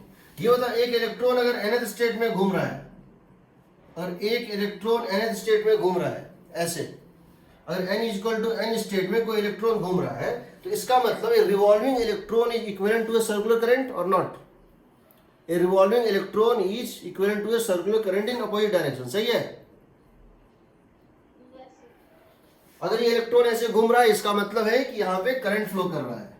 ये करंट कितना होगा बताओ? In magnitude E bye time period. सही है। E bye time period. सही है। टाइम पीरियड तुम निकाल चुके हो, किसके प्रोपोर्शनल था? इसके। तो E तो चार्ज हो गया, प्रोपोर्शनल टू क्या हो जाएगा? Z square by N cube. 1 by time period means Z square by N cube. Frequency के प्रोपोर्शनल होगा। एक टाइम पीरियड में E चार्ज घूम जाता है, एक टाइम पीरियड T में E चार्ज घूम जाता है। इसका मतलब है कि उसमें करंट कितना फ्लो कर रहा था? Charge flown per unit time, Q by T, और T तुम निकाल चुके हो 2 पाई R बाई V, इसके प्रोपोर्शनल होगा। तो अगर तुमसे हम ये कहे हाइड्रोजन के ग्राउंड स्टेट में इतना एम्पियर करंट फ्लो कर रहा है, x एम्पियर करंट फ्लो कर रहा है, हीलियम के थर्ड स्टेट में कितना एम्पियर करंट फ्लो कर रहा होगा? निकाल लोगे ना? अगला, अगर हमसे ये पूछेगा कि ये अगर इलेक्ट्रॉन घूम रहा है, अगर कोई इलेक्ट्रॉन सर्कुलर पे घूम रहा है, इसका मतलब वो उसके ऑपोजिट इलेक्ट्रॉन नेगेटिव चार्ज, उसके ऑपोजिट एक करंट घूम रहा है। इस रिवॉल्विंग करंट के कारण उसके सेंटर पे मैग्नेटिक फील्ड बनेगा कि नहीं बनेगा? बताओ। अगर एक इलेक्ट्रॉन ऐसे घूम रहा है, अगर एक इलेक्ट्रॉन ऐसे घूम रहा है, अगर एक इलेक्ट्रॉन इस तरह से घूम रहा है, तो इसका मतलब एक करंट ऐसे फ्लो कर रहा है। ये जो करंट है जिसकी रेडियस कितनी है? R, इसके कारण यहां पर एक मैग्नेटिक फील्ड प्रोड्यूस होगा ना, और B की वैल्यू होगी, B एट सेंटर कितनी होगी बताओ, B एट सेंटर होगी mu not I bye 2r होगा।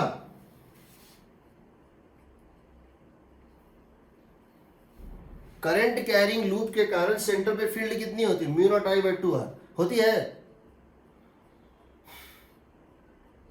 होती है कि नहीं? आई की वैल्यू प्रोपोर्शनल टू है, आई की वैल्यू प्रोपोर्शनल टू, तुमको वैल्यू याद नहीं करना है, तुमसे रेशियो पूछेगा हमेशा। आई की वैल्यू प्रोपोर्शनल टू है, तुम देख चुके हो, Z square by N cube, और रेडियस की वैल्यू प्रोपोर्शनल थी N square by Z, radius की वैल्यू प्रोपोर्शनल थी देखो एन स्क्वायर बाय जेड। तो क्या ये प्रोपोर्शनल टू हो जाएगा Z cube by N to the power 5? क्या ये हो जाएगा proportional to Z cube by N to the power 5? हो जाएगा ना? यानी अगर इलेक्ट्रॉन ग्राउंड स्टेट में घूम रहा है n इक्वल टू 1 स्टेट में, हाइड्रोजन में ले लो, जब इलेक्ट्रॉन ग्राउंड स्टेट में घूम रहा था, जब इलेक्ट्रॉन ग्राउंड स्टेट में घूम रहा था, तो उस इलेक्ट्रॉन के घूमने के कारण जो करंट था, उस करंट के कारण जो सेंटर पे न्यूक्लियस में मैग्नेटिक फील्ड बन रहा था, वो अगर बी था, बी, और ग्राउंड स्टेट में इलेक्ट्रॉन के घूमने के कारण जो उल्टा उसका करंट घूमता है, उसी कारण मैग्नेटिक फील्ड सेंटर पे था बी, तो अगर वही electron n equal to 2 state में घूमेगा तो बी कितना हो जाएगा, कितना टाइम्स हो जाएगा? n को डबल करोगे कितना टाइम्स हो जाएगा? 1/32 टाइम्स। तो पूछेगा ये सब क्वेश्चन, ये सब पूछता है, तो ये मत समझना कि कोई भी क्वेश्चन नया होता है, सब क्वेश्चन पता होता है। तो अगर तुम n को डबल करोगे तो z की वैल्यू तो 1/32 टाइम्स हो जाएगा magnetic field created at the centre. अब तुम बताओ, अगर ये करंट फ्लो कर रहा है, एक करंट कैरिंग वायर जो होता है, एक करंट कैरिंग वायर जो होता है, ये लूप होता है, उसका एक प्रॉपर्टी होता है, क्या होता है? Magnetic dipole moment. क्या होता है बताओ? What is magnetic dipole moment? What is magnetic dipole moment बताओ? What is magnetic dipole moment of a current loop, of a current loop पढ़े हैं हम, क्या होता था? आई ए होता था, एन आई ए होता था, N I A. N is the number of turns, I is the current, A is the area vector perpendicular to the current, plane of the current. सही है? आई की वैल्यू किसके proportional है? तुम देख चुके हो, आई की वैल्यू की किसके प्रोपोर्शनल आया था? Z square by N cube. Area किसके प्रोपोर्शनल होता है? पाई आर स्क्वायर होता है ना, pi r square. Area of this loop क्या होगा बताओ? इस लूप का क्या होगा? एरिया क्रॉस सेक्शन क्या होगा? पाई आर स्क्वायर होगा ना। आर स्क्वायर किसके प्रोपोर्शनल? आर स्क्वायर किसके प्रोपोर्शनल बताओ? n टू द पावर 4 बाय जेड स्क्वायर हो जाएगा, n टू द पावर 4 बाय जेड स्क्वायर हो जाएगा। तो क्या हो गया? प्रोपोर्शनल टू n हो गया, आ गया प्रोपोर्शनल टू n।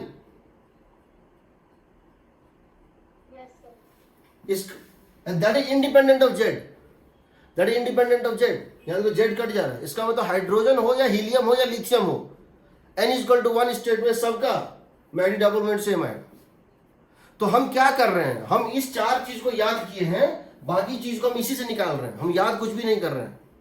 हम ये चार चीज हमको पता है, हमको जो चीज निकालना है उसका फॉर्मूला डाला, उसमें ऊपर और नीचे प्रोपोर्शनैलिटी डाला, ये और ये और ये और ये और ये, और उसके फिर रेशियो निकाल लिया, फिर देखा किसमें किसमें रेशियो पूछा, हम निकाल सकते हैं। ठीक है, इसको करने का एक और तरीका था, हम तो बताए हुए हैं, जायरोमैग्नेटिक रेशियो बताए थे, बताए थे कि नहीं? जायरोमैग्नेटिक रेशियो क्या बताए थे?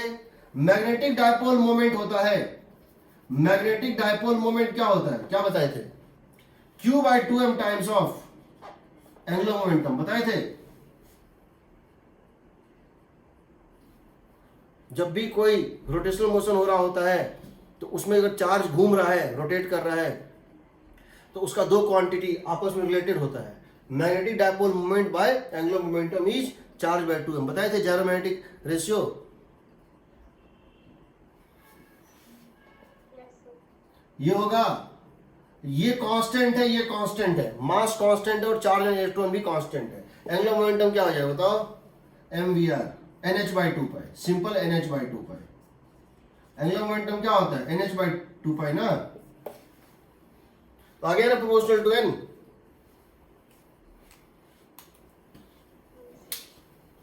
अब देखो, हम दो चीजों पे कंसंट्रेट कर रहे हैं, पहले हम एनर्जी के बारे में बता रहे हैं, उसके बाद हम आएंगे इस मास वाले पे, ठीक।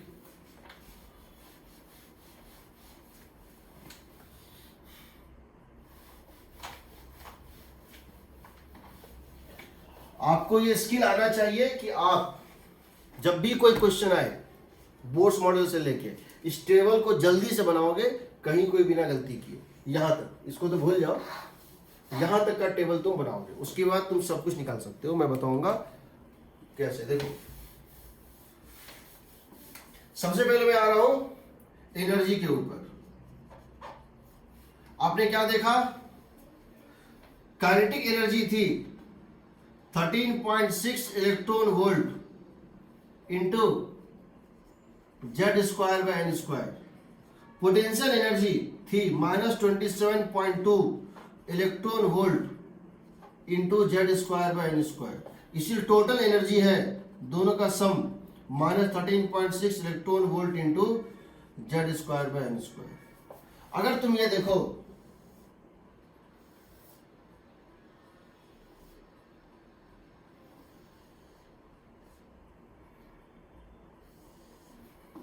ये है, अगर Z=1 फिक्स्ड है, अगर Z=1 मैंने फिक्स्ड कर दिया और मैं क्या कर रहा हूं, n को इंक्रीज कर रहा हूं, मैं n को इंक्रीज कर रहा हूं और मैं एनर्जी को देख रहा हूं, तो ये मेरी काइनेटिक एनर्जी है, हमेशा पॉजिटिव, हमेशा पॉजिटिव।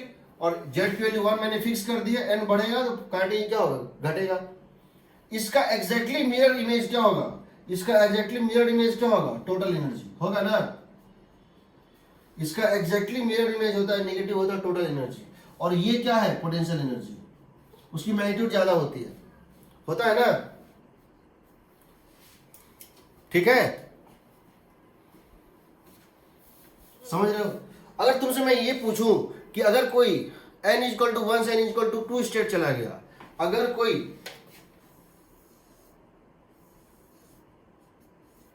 n=1 से कोई चीज n=2 स्टेट चला गया, ये अगर कोई इलेक्ट्रॉन एक फोटोन को एब्जॉर्ब किया, एक काम करो, अगर कोई n=2 से ट्रांजिशन करके n=1 स्टेट चला गया, n=2 से n=1 स्टेट चला गया, अगर कोई इलेक्ट्रॉन n=2 स्टेट में था और डी एक्साइट करके n=1 स्टेट में चला गया, इस प्रोसेस में इसका काइनेटिक एनर्जी, पोटेंशियल एनर्जी और टोटल एनर्जी में क्या फर्क पड़ेगा। तो बिकॉज n 2 से कहां चला गया, 1 पे चला गया, इसीलिए काइनेटिक एनर्जी जो होगा वो क्या होगा, इंक्रीज करेगा कि डिक्रीज करेगा, सो बताओ, इंक्रीज करेगा। क्योंकि जब यहां n छोटा दोगे ये वैल्यू बड़ा आएगा, तो बड़ा हो जाएगा, ये भी बड़ा होगा, ये बड़ा होगा। देखो जब n की वैल्यू तुम घटाओगे तो मैग्नीट्यूड में यही बड़ा, मैग्नीट्यूड में यही बड़ा और मैग्नीट्यूड में ये भी बड़ा, पर इन दोनों में माइनस साइन लगा हुआ है, इसलिए काइनेटिक एनर्जी बढ़ेगा, पोटेंशियल एनर्जी घटेगा, समझ रहे हो, क्योंकि माइनस साइन लगा हुआ, -10 इज लेस देन -5। यहां पे ये अगर इसकी मैग्नीट्यूड अगर बढ़ रही है, यानी बढ़ रही है, इसकी मैग्नीट्यूड अगर बढ़ रही थी घट रही है, और n= और टोटल एनर्जी यहां मैंने बढ़ा दिया है, वो क्यों, यहां घटेगा ज्यादा अमाउंट से, काइनेटिक एनर्जी बढ़ेगा, पोटेंशियल एनर्जी घटेगा, बट काइनेटिक एनर्जी अगर x अमाउंट से बढ़ेगा तो पोटेंशियल एनर्जी 2x अमाउंट से घटेगा, तो टोटल एनर्जी क्या होगा, घटेगा। तो माइनस साइन का ध्यान रखना। काइनेटिक एनर्जी में जो ट्रेंड होता है पोटेंशियल और टोटल में उसका उल्टा ट्रेंड होता है। काइनेटिक में जो ट्रेंड होता है पोटेंशियल और टोटल में उसका उल्टा ट्रेंड होता है, इसको ध्यान रखना। इसीलिए मैंने माइनस साइन कहा था, अलर्ट रहना, एन को सिर्फ देख के मत मार देना, गलत हो जाएगा। ठीक है, दूसरी बात, हम इस मास वाले पे आ रहे हैं, हम इस मास वाले पे आ रहे हैं। हालांकि हमने यहां पर मास जो है दे दिया है, हमने यहां पर जो है तो मास को क्या किया है, हमने डाला हुआ है। इन सारे कांस्टेंट में मास इलेक्ट्रॉन पुट किया हुआ है। हम यहां पे अब डाल रहे हैं 1/m m नॉट और m, ये चार चीज हम डाल रहे हैं, m नॉट एंड m। ये m जो है, ये m जो है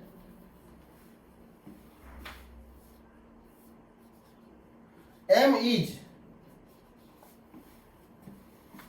the factor by which m is the factor by which mass of electron, mass of particle, or you can say m is equal to mass of the revolving particle by mass of electron। अगर तुमने एक ऐसा particle replace कर दिया electron की जगह पे जिसका मास ऑफ इलेक्ट्रॉन के इक्वल है, sorry charge mass of electron के इक्वल है और मास जो है उसका इतना टाइम्स है, ठीक, तो उसमें तुम ये फैक्टर ले लो। दूसरा, तुम इस पार्टिकल को, अगर पार्टिकल दिया है तो ठीक है और नहीं दिया है तो तुम क्या लोगे, इसको ले लोगे रिड्यूस्ड मास। क्या ले लोगे, रिड्यूस्ड मास, इसको तुम ले लोगे। अगर दूसरा, इफ क्वेश्चन में लिखा हुआ है do not neglect the nuclear motion, if nuclear motion is taken, उस केस में जो m होता है वो होता है mass of nucleus into mass of electron by mass of nucleus plus mass of electron. जो मास ऑफ पार्टिकल तुम लोगे वो ये लोगे, इसको डिवाइड कर दो किससे, मास ऑफ इलेक्ट्रॉन से। मास ऑफ पार्टिकल बदले ये लेना होता है। समझो मैं बता रहा हूं इसका मतलब क्या है, समझो।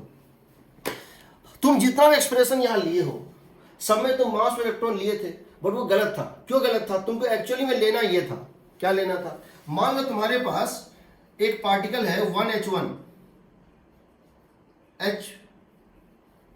H लेना है, 1h1, एक H है और एक He प्लस है। तुम्हारे पास दो है, H और He प्लस है। H के केस में क्या होता है, एक न्यूक्लियस होता है, एक प्रोटॉन होता है और एक इलेक्ट्रॉन होता है। एक प्रोटॉन होता है और एक इलेक्ट्रॉन होता है, ये ना, एक प्रोटॉन। और यहां पर क्या होता है बताओ, यहां क्या होता है, यहां न्यूक्लियस पे क्या होता है बताओ, दो प्रोटॉन दो न्यूट्रॉन, सही है, दो प्रोटॉन दो न्यूट्रॉन और यहां एक इलेक्ट्रॉन होता है, सही है। मैंने दोनों ही केस में जो मास मेरा आया था इस एक्सप्रेशन में, मैंने मास और इलेक्ट्रॉन डाल दिया था। मैंने दोनों ही केस में मास और इलेक्ट्रॉन डाल दिया था। मुझे डालना क्या था, मुझे डालना तो था, मुझे एक्चुअली में यहां डालना ये था, दिस इज एक्चुअली जो मुझे प्लेस करना चाहिए था यहां पे, क्या, 1/m effective is 1 by mass of proton plus 1 by mass of electron. यहां मुझे क्या डालना था, 1/m effective is equal to 1/4 times of mass of proton plus 1 by mass of electron. समझ रहे हो, मुझे एक्चुअली में जो डालना था मास वो ये डालना था, 1/m equivalent 1/m1 plus 1/m2, 1/m equivalent 1/m1 plus 1/m2, ठीक, ये मुझे डालना चाहिए था। ये लॉ कहता है, अकॉर्डिंग टू एक्चुअल जो चीज है वो है यहां मास मुझे डालना था रिड्यूस्ड मास। मैंने क्या किया, मैं मान के चल रहा हूं एक प्रोटॉन और एक न्यूट्रॉन का मास बराबर है, मैंने यहां 4 times of mass of proton डाल दिया। मैंने क्या किया, इसको मान लिया इनफाइनाइट, इसको मान लिया इनफाइनाइट, नेग्लेक्ट कर दिया, इसको मैंने नेग्लेक्ट कर दिया, यहां मैंने इसको नेग्लेक्ट कर दिया, यही किया है ना। समझ रहे हो? मैंने यहाँ इसको नेगलेक्ट कर दिया और यहाँ इसको नेगलेक्ट कर दिया, तो दोनों में जो एक्चुअल वैल्यू आना चाहिए उससे अलग आएगा। क्यों आएगा अलग? क्यों आएगा अलग? मुझे लेना तो था ये m mass of proton into mass of electron by mass of proton plus mass of electron. जो एक्सपेरिमेंटली वैल्यू आएगा वो इसके करस्पॉन्डिंग आएगा, मास of proton into mass of electron by mass of proton plus mass of electron. But मैंने neglect कर दिया इसको, तो इसको मास ऑफ इलेक्ट्रॉन ले लिया, तो जो वैल्यू था उससे तो अलग लिया ना। यहां जो मैंने मास ऑफ इलेक्ट्रॉन डाला वो मुझे नहीं डालना था, नहीं डालना था ना।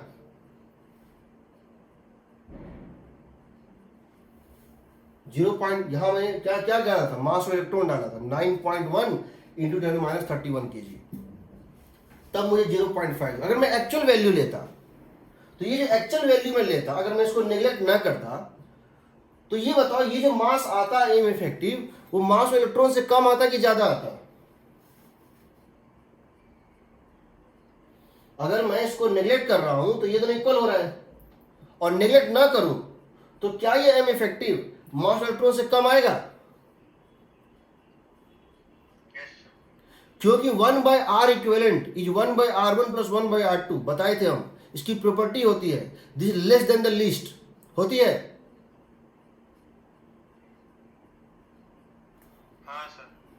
और जब सीरीज में करते हैं r equivalent is r1 plus r2 that is greater than the greatest बताया था ना, तो ये लेस देन द लीस्ट होगा। इन दोनों में छोटा ये है, ये उससे छोटा होगा। तो एक्चुअली यहां हमको क्या डालना था? ऐसा मास जो इस मास से थोड़ा छोटा है, पर हमने डाला वो। तो हमने जो डाला उसमें 0.53 आया।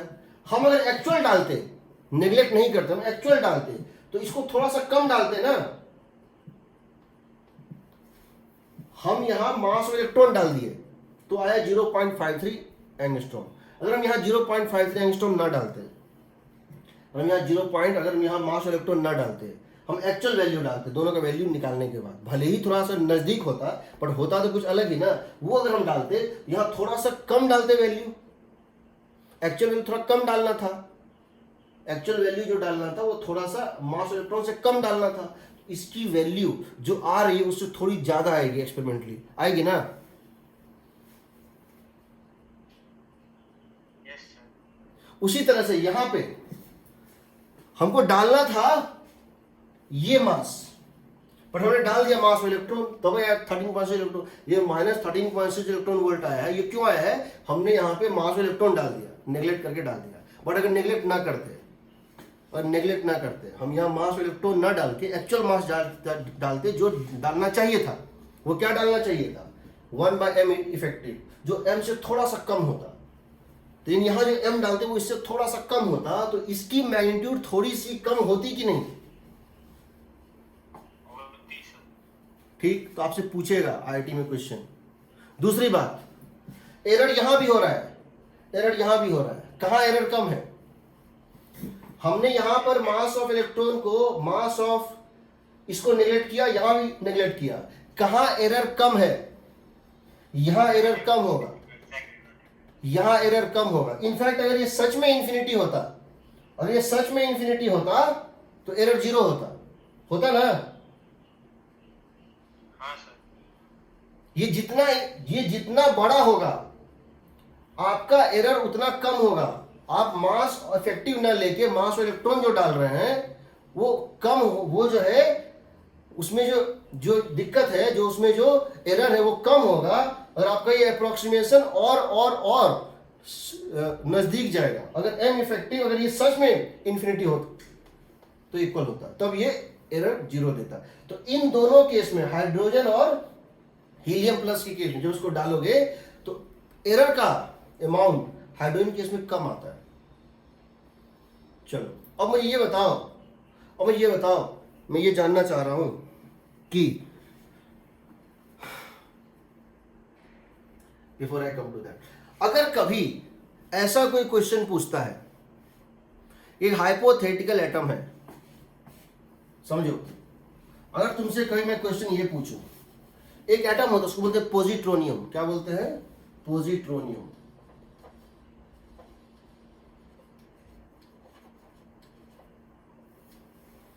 पॉजिट्रोनियम एक एटम होता है, एक्चुअली में होता है, एक्चुअली में होता है। उसमें क्या होता है, एक इलेक्ट्रॉन होता है और एक पॉजिट्रॉन होता है। एक इलेक्ट्रॉन होता है और एक पॉजिट्रॉन होता है, दोनों की मास इक्वल होती है।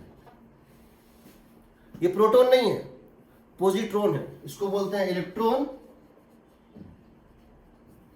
इसको बोलते हैं पॉजिट्रॉन। पॉजिट्रॉन वो पार्टिकल होता है जिसका mass equal to mass of electron होता है, but charge opposite to charge of electron होता है। ये दोनों अपने म्यूचुअल फोर्स में घूम रहे हैं और इनकी सेंट्रल मास यहां पर है। ये दोनों अपने म्यूचुअल फोर्स में घूम रहे हैं इस तरह से। तो सेंट्रल मास रेस्ट, इन दोनों की सेंट्रल मास कहां होगी, मिड पॉइंट पे ना होगी ना।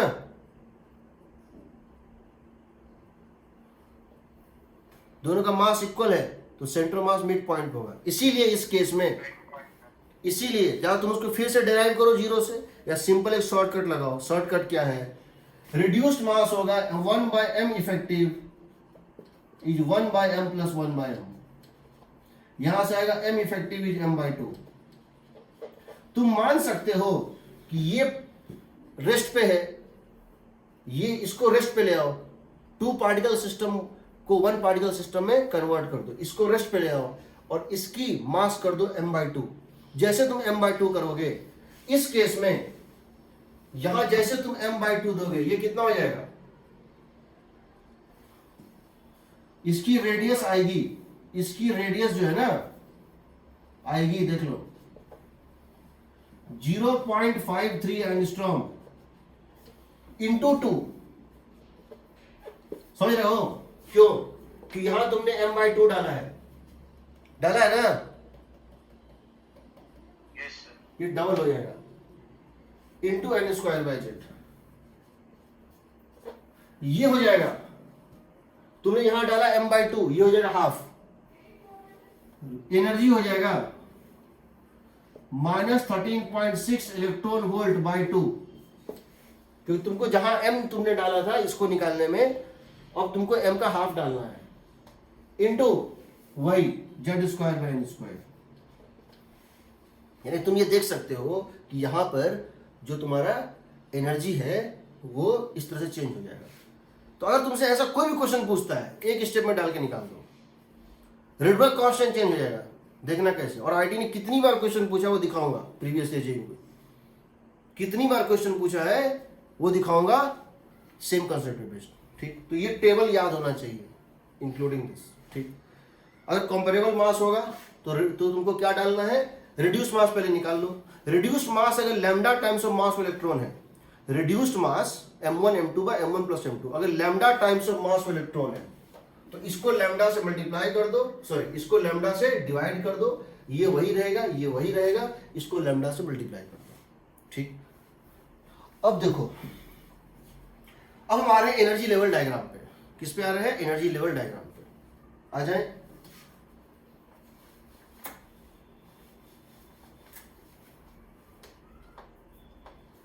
We are coming to energy level diagram.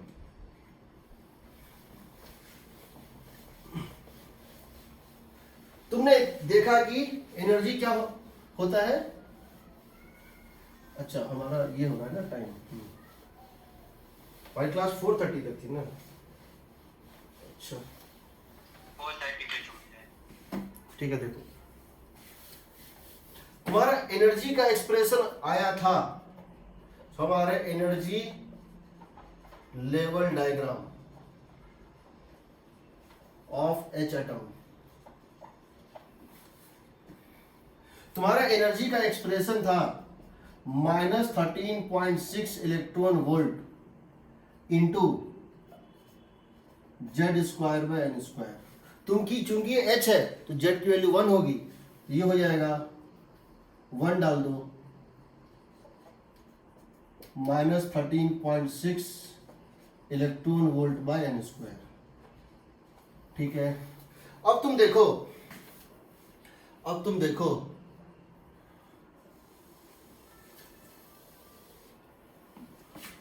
ये एक लेवल है,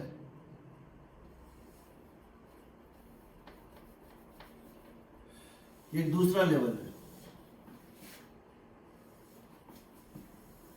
ये तीसरा लेवल है, चौथा लेवल है,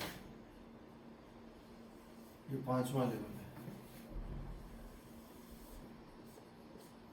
और यहां पे इन करते करते ये इंफिनिटी पहुंच जाएगा। इसकी वैल्यू हम कह रहे हैं n इक्वल टू, इसकी वैल्यू हम दे रहे हैं n इक्वल टू 1, ये है n इक्वल टू 2,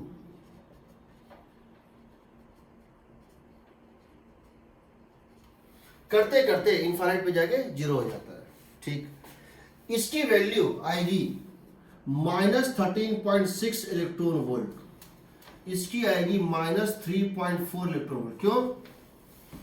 पहले देंगे 1 का स्क्वायर, फिर देंगे 2 का स्क्वायर यानी 4, ये 4 से डिवाइड हो जाएगा, फिर देंगे 3 का स्क्वायर, ये 9 से डिवाइड हो जाएगा, तो लगभग -1.51 या 1.5 इलेक्ट्रॉन वोल्ट, -1.5 इलेक्ट्रॉन वोल्ट, ये होगा -0.85 इलेक्ट्रॉन वोल्ट, ये होगा -0.54 इलेक्ट्रॉन। इतना याद होना चाहिए, ये 5 वैल्यू याद होनी चाहिए, एकदम रट लो। -13.6, -3.4, -1.5, -0.85, -0.54, इतना वैल्यू याद होना चाहिए सबको। ठीक है, दूसरा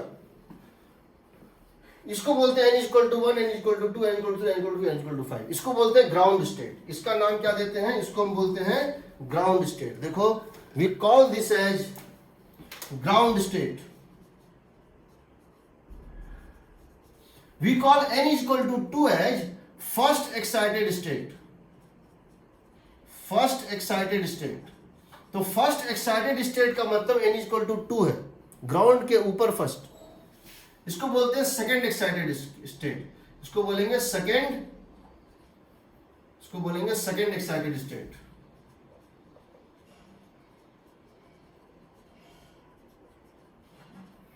ठीक है, यहां से जब एक सैंपल होता है, जब एक एच का सैंपल होता है और जब वहां से एक लाइट उसमें से पास किया जाता है, होता क्या है कि अगर मेरे पास एक बॉक्स है और उस बॉक्स में मेरे पास एक बॉक्स है, इस तरह से एक ग्लास का चैम्बर है, इसमें हमारे पास बहुत सारे एटॉमिक एच गैस है, एटॉमिक हाइड्रोजन गैस है, और सब ग्राउंड स्टेट में है, सब ग्राउंड स्टेट में है। और हम यहां से क्या करते हैं, यहां पे एटॉमिक हाइड्रोजन गैस है, एटॉमिक हाइड्रोजन, और यहां से अगर हम इसको क्या करते हैं, व्हाइट लाइट पास करते हैं, यहां से अगर व्हाइट लाइट पास करते हैं तो क्या होता है, ये जो व्हाइट लाइट आता है, पॉलीक्रोमेटिक लाइट, पॉलीक्रोमेटिक लाइट, ये व्हाइट लाइट है। सही, व्हाइट लाइट का मतलब क्या हुआ, इसमें सारे वेवलेंथ का कॉम्बिनेशन है, वेवलेंथ कॉम्बिनेशन। जब ये पार करता है तो एग्जैक्टली ये सारे वेवलेंथ उसमें एब्जॉर्ब हो जाते हैं, बाकी सब पास हो जाते हैं। जो सब का सब ग्राउंड स्टेट में था, तो जो एग्जैक्टली इसके इक्वल है, जो एग्जैक्टली इसके इक्वल है, क्योंकि स्टार्टिंग फेज सबका सेम है 1, सबका सबका स्टार्टिंग स्टेट सेम है, ग्राउंड स्टेट, यहीं से सबको जाना है, सबको यहीं से जाना है। तो इसकी वैल्यू होगी 10.2 इलेक्ट्रॉन वोल्ट। तो वो वेवलेंथ जो 10.2 इलेक्ट्रॉन वोल्ट के एग्जैक्टली इक्वल था, वो मिसिंग होगा। जब ये बाहर निकलेगा, जब ये बाहर निकलेगा तो इसमें जो तुम देखोगे 10.2 इलेक्ट्रॉन वोल्ट इज मिसिंग। कौन कौन सा मिसिंग होगा समझो, इसमें मिसिंग फोटोन कौन कौन सा होगा, 10.2 इलेक्ट्रॉन वोल्ट मिसिंग होगा। उसके बाद 13.6 माइनस 1.5, ये हो जाएगा 12.1 इलेक्ट्रॉन वोल्ट, ये भी मिसिंग होगा, 12.1 इलेक्ट्रॉन वोल्ट। तीसरा कौन सा होगा मिसिंग, यहां से यहां तक 0.85 और this 12.75 electron volt, 12.75 electron volt भी मिसिंग होगा। उसी तरह से इसके बाद वाला कौन सा है, 0.54 है और 13.6 है, ये हो जाएगा 13.06 इलेक्ट्रॉन वोल्ट, ये भी मिसिंग होगा। यानी कि इसको बोलते हैं एब्जॉर्प्शन स्पेक्ट्रा। इसको क्या बोलते हैं? Absorption spectra. तो तुम यहां देखोगे ऑल माइनस ऑल, सब आ जाएगा, minus some value, all minus some missing, all passed, सब पास हो जाएगा सिर्फ कुछ को छोड़ के, और जो जो मिसिंग होंगे वो सब लाइमन सीरीज के करस्पॉन्डिंग होते हैं। They are all Lyman series. क्यों लाइमन सीरीज? क्योंकि एन इनिशियल फिक्स है, एन फाइनल कितना है? एन इनिशियल 1 सबका फिक्स है, एन फाइनल किसी का 2 है, किसी का 3 है, कोई 1 से 2 गया, कोई 1 से 3 गया, कोई 1 से 4 गया, कोई 1 से 5 गया। तो यानी कि ये सब का सब, इसको बोलते हैं एब्जॉर्प्शन स्पेक्ट्रा। इसको क्या बोलते हैं हम लोग? Absorption spectra.